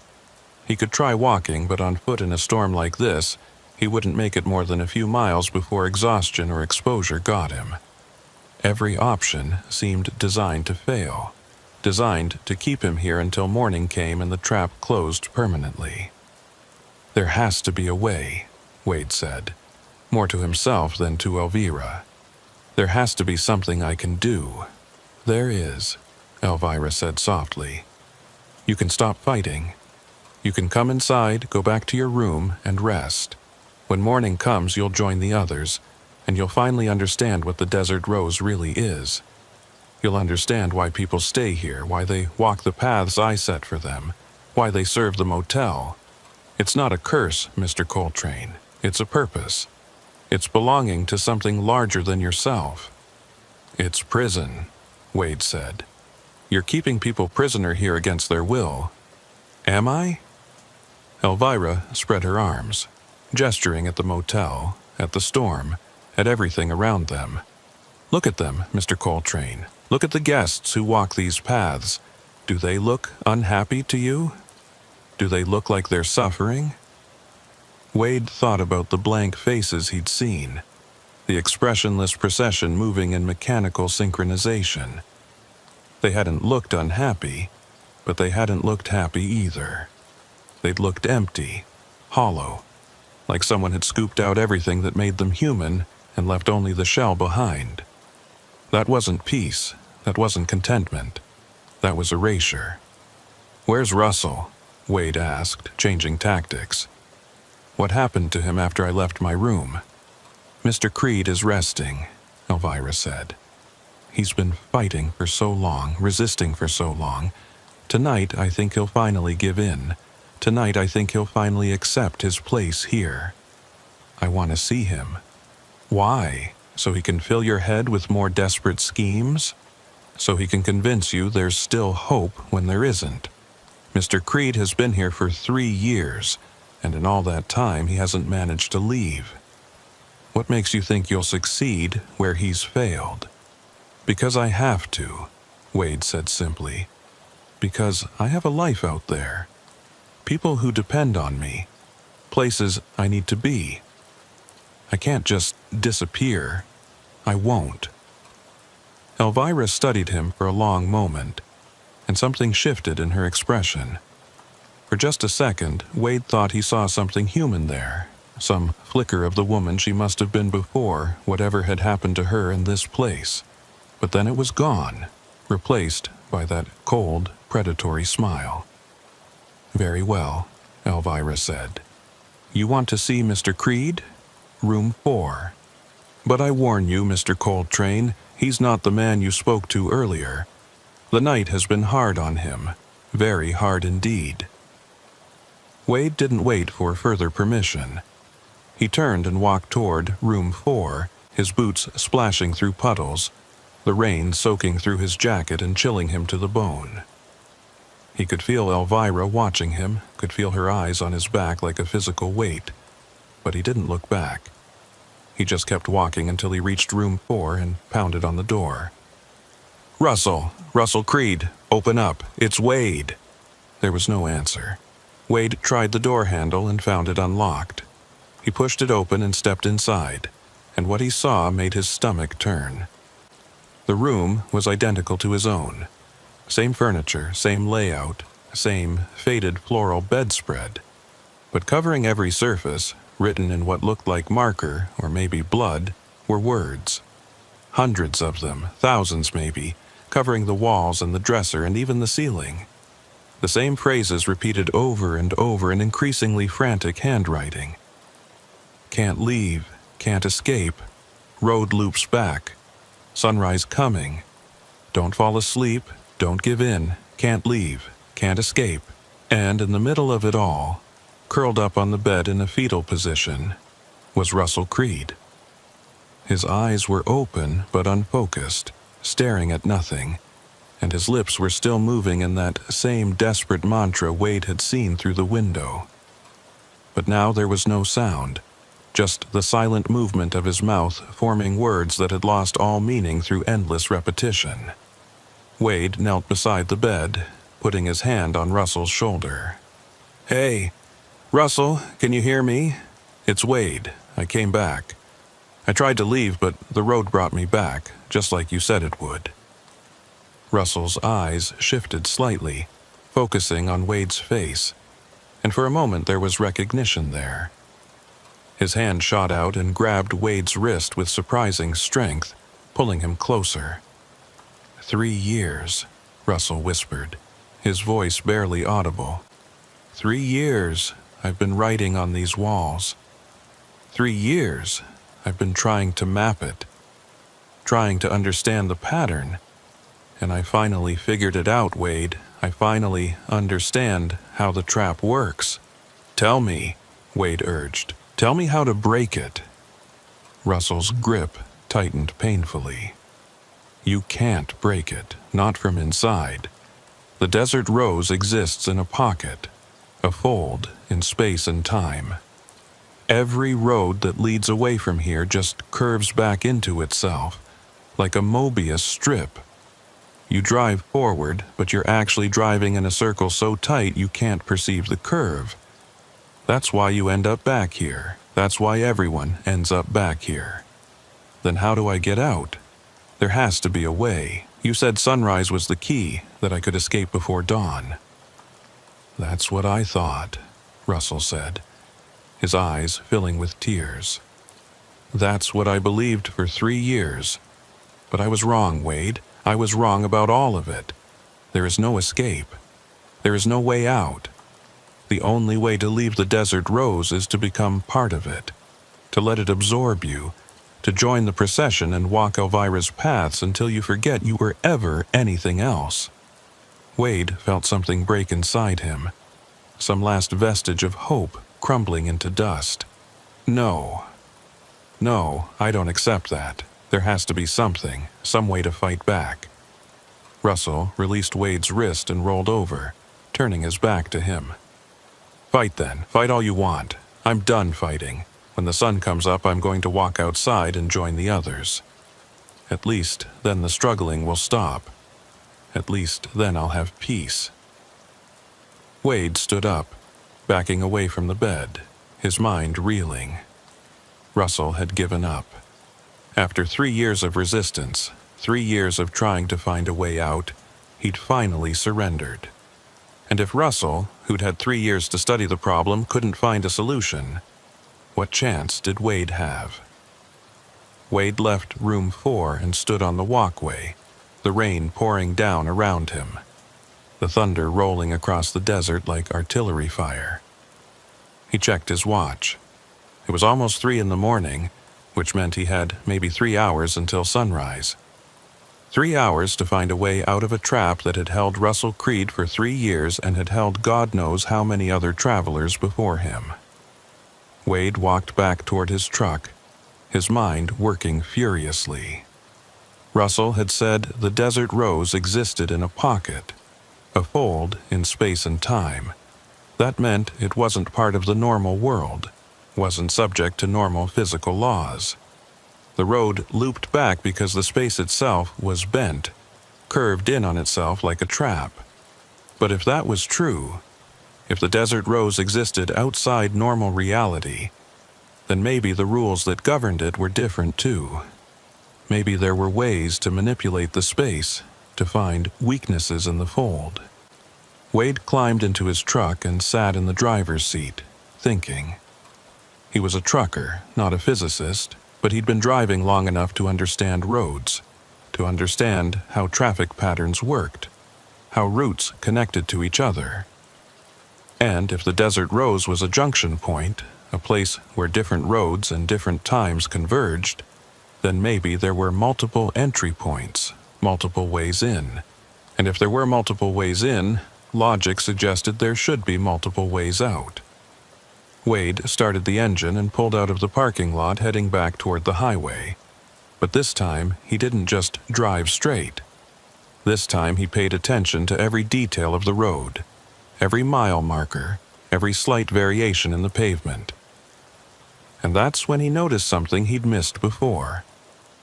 The mile markers weren't increasing in a normal sequence. They went 247, 248, 249, and then jumped to 246, then back to 248, then to 250. The numbers were out of order, shuffled and mixed, like someone had taken a deck of cards and scattered them randomly. Wade realized what this meant. The road wasn't just looping back in space. It was looping back in time as well, folding different moments into each other so that past and present and future all existed simultaneously. That's why the photograph showed people from different eras.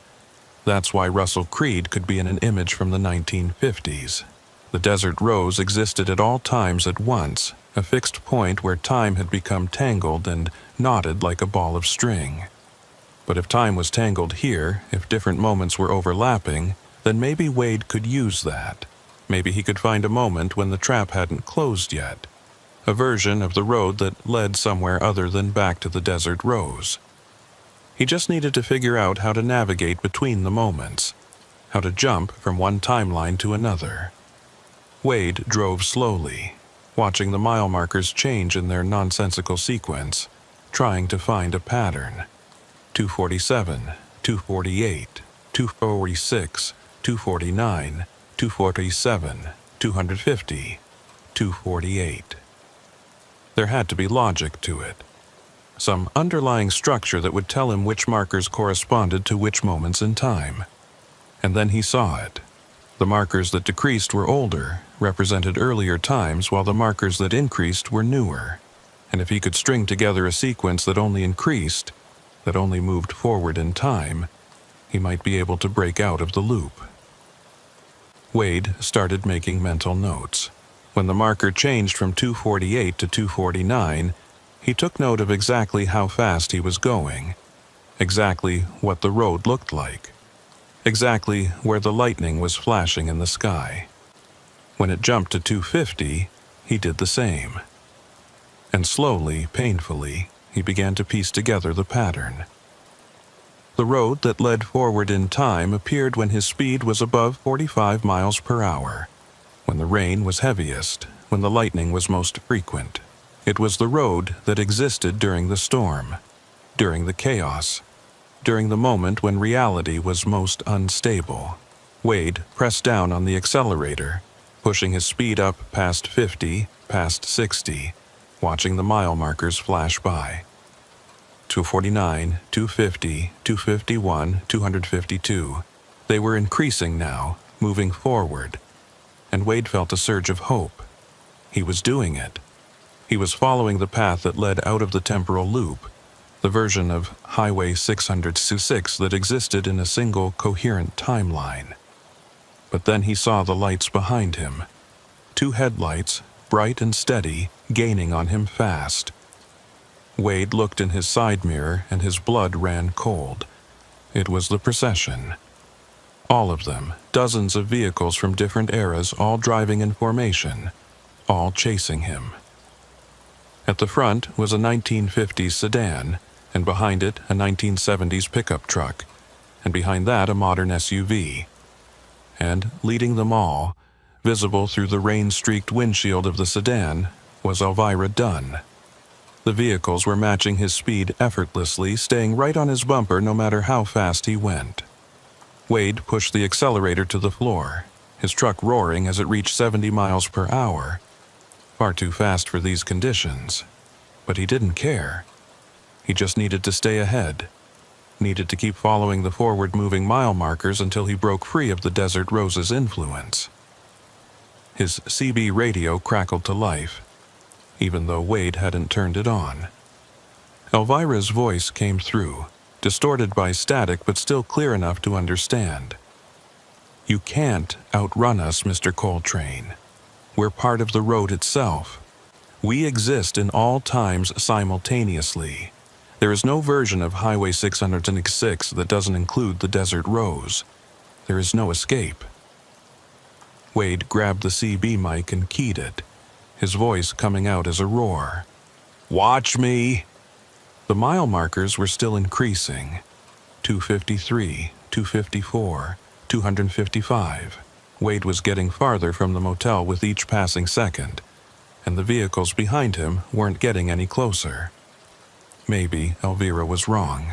Maybe there was a version of the road that existed beyond her reach. Maybe if Wade could just keep going fast enough, far enough, he could break free. The storm was reaching its peak now, the wind so strong it was pushing Wade's truck toward the shoulder. The rain so heavy his wipers couldn't keep up. Lightning struck somewhere close by, so close Wade could smell the ozone, and for just a moment the entire desert was illuminated in stark white light. And in that light, Wade saw something ahead that made his heart sink. The road ended, just stopped, like someone had cut it off with a knife. Beyond the pavement there was nothing, just empty space, a void that seemed to swallow light and sound and everything else. Wade was driving toward the edge of reality itself, toward a place where the road simply ceased to exist. And if he went over that edge, If he drove into that void, he didn't know what would happen. Maybe he'd die. Maybe he'd fall forever. Or maybe he'd end up right back at the Desert Rose, having accomplished nothing but proving Elvira right. Wade slammed on his brakes, his truck skidding on the wet pavement, tires screaming in protest. The rig fishtailed wildly, the trailer swinging out to the side, and for a horrible moment Wade thought he was going to jackknife or flip or go over the edge despite his efforts. But somehow, through a combination of skill and desperate luck, he managed to bring the truck to a stop about 20 feet from where the road ended. Wade sat there gasping for breath, his hands locked on the steering wheel, staring at that impossible edge. He'd been so focused on moving forward, on following the increasing mile markers, that he hadn't considered where the road might lead. And now he was trapped between the void ahead and the procession behind, with nowhere left to go. The vehicles pulled up behind him and stopped, forming a semicircle that blocked any retreat. Doors opened and figures stepped out, all of them moving in that same synchronized mechanical way. They walked toward Wade's truck slowly, inevitably, and Wade knew that this was it. This was the end.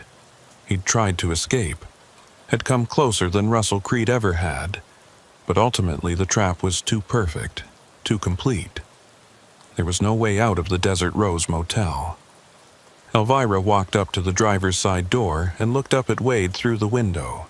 Her expression was triumphant but also sad, like a parent disappointed in a child who'd misbehaved. "You tried, Mr. Coltrane, I'll give you that. You tried harder than most. But now you've seen what lies beyond the roads, what exists at the edges of the fold. There is no escape. There is only acceptance. Come down from your truck. Come join us.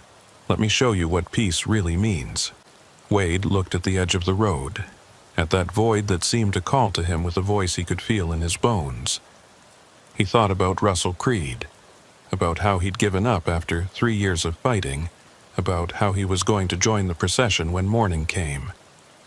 Wade thought about his own family, about the life he'd left behind, about everything he'd lose if he stepped down from this truck and let Elvira claim him.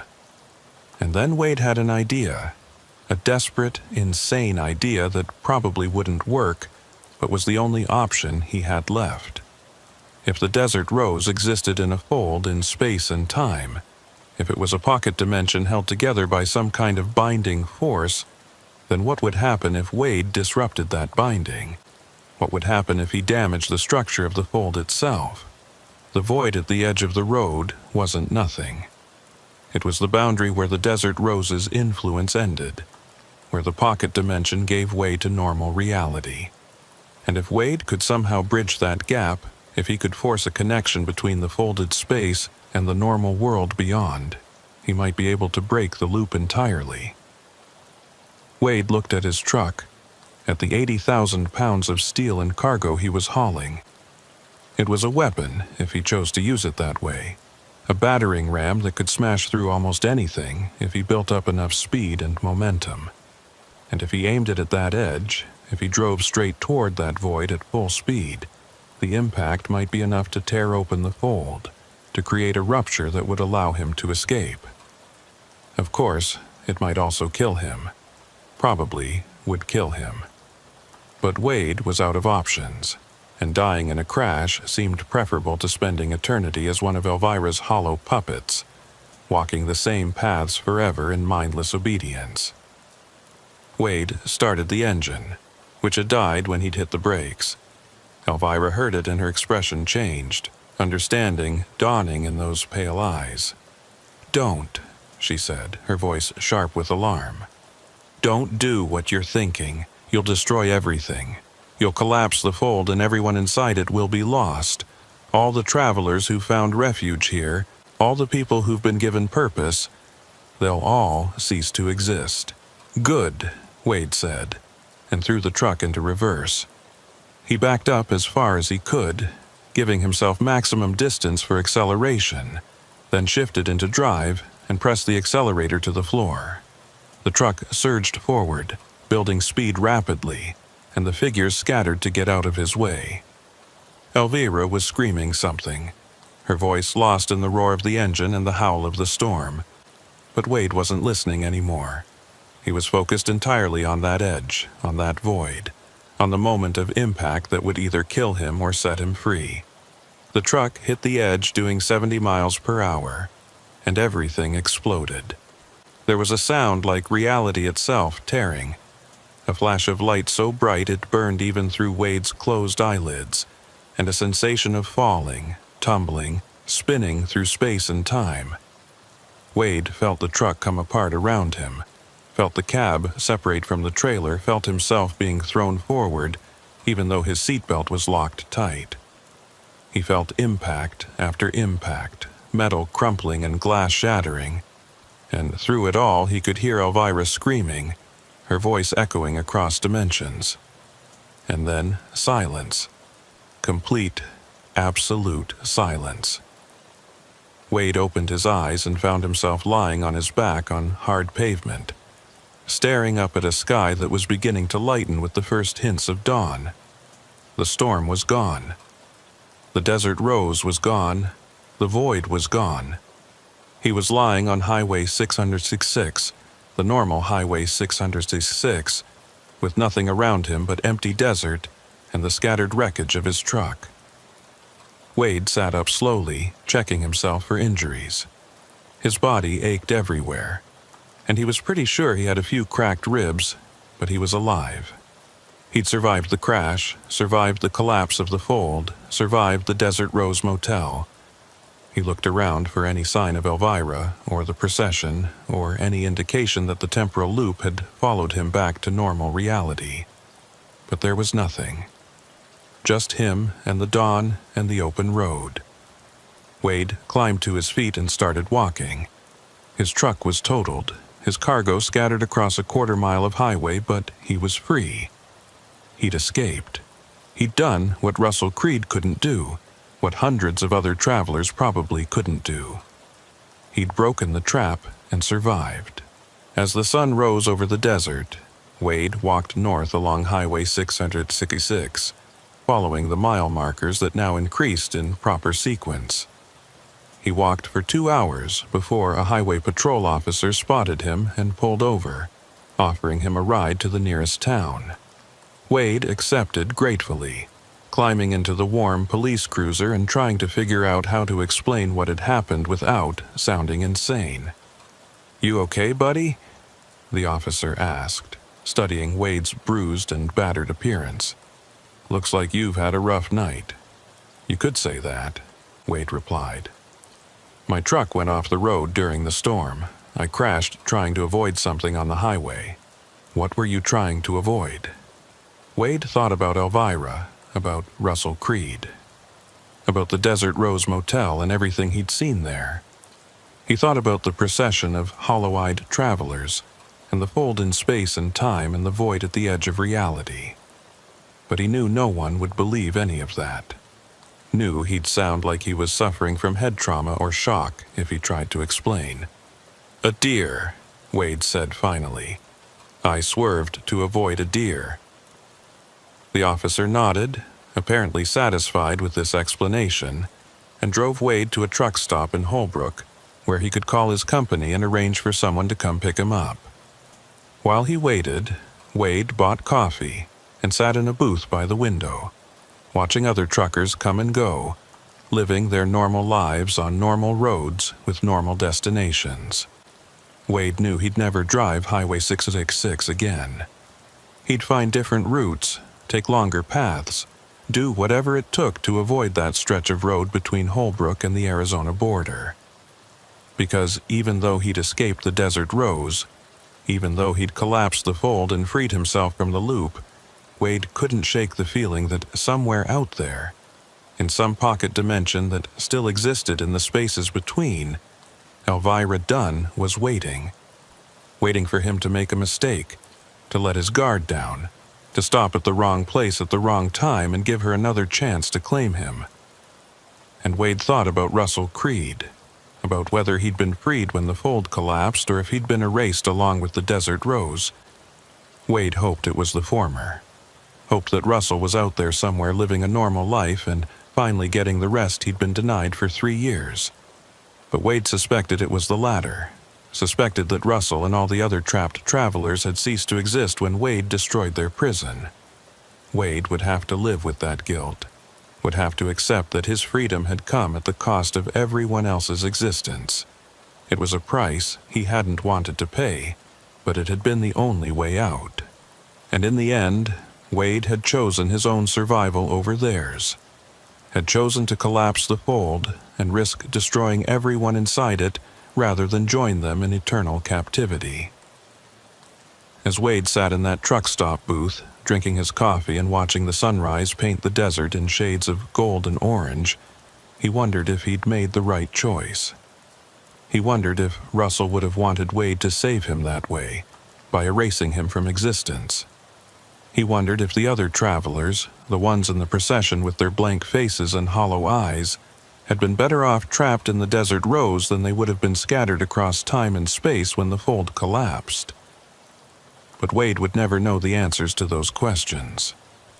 All he knew was that he'd survived, that he'd escaped, and that every night for the rest of his life he'd dream about a motel that shouldn't exist, and a woman in a white gown who smiled with too many teeth. Highway 606 still exists, still cuts through the Arizona desert, still carries truckers and travelers from one place to another. But sometimes, late at night when the storms roll in, drivers report seeing lights in the distance that don't correspond to any town or truck stop on the maps. They report seeing a neon sign that spells out Desert Rose, flickering between vacancy and no vacancy. And some of them, exhausted and desperate for shelter, pull off the highway and follow those lights. They're never seen again. Wade Coltrane knows this because he tracks the reports, monitors the forums where truckers share their stories, watches for any mention of the Desert Rose. He knows that collapsing the fold didn't destroy Elvira's trap, didn't free the travelers who were caught there. It just moved it, shifted it to a different location or a different time, and now it's out there waiting for new guests. And sometimes, when Wade is driving at night and the weather turns bad, he sees those lights too. He sees that neon sign beckoning to him, promising shelter and rest and an end to the endless miles. But Wade never stops. He just drives past, his hands white-knuckled on the steering wheel, his eyes fixed on the road ahead.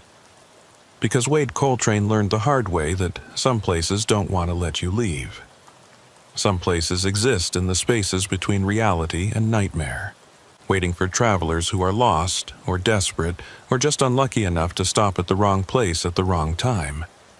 And the Desert Rose Motel is still out there, somewhere on Highway 606, waiting for its next guest.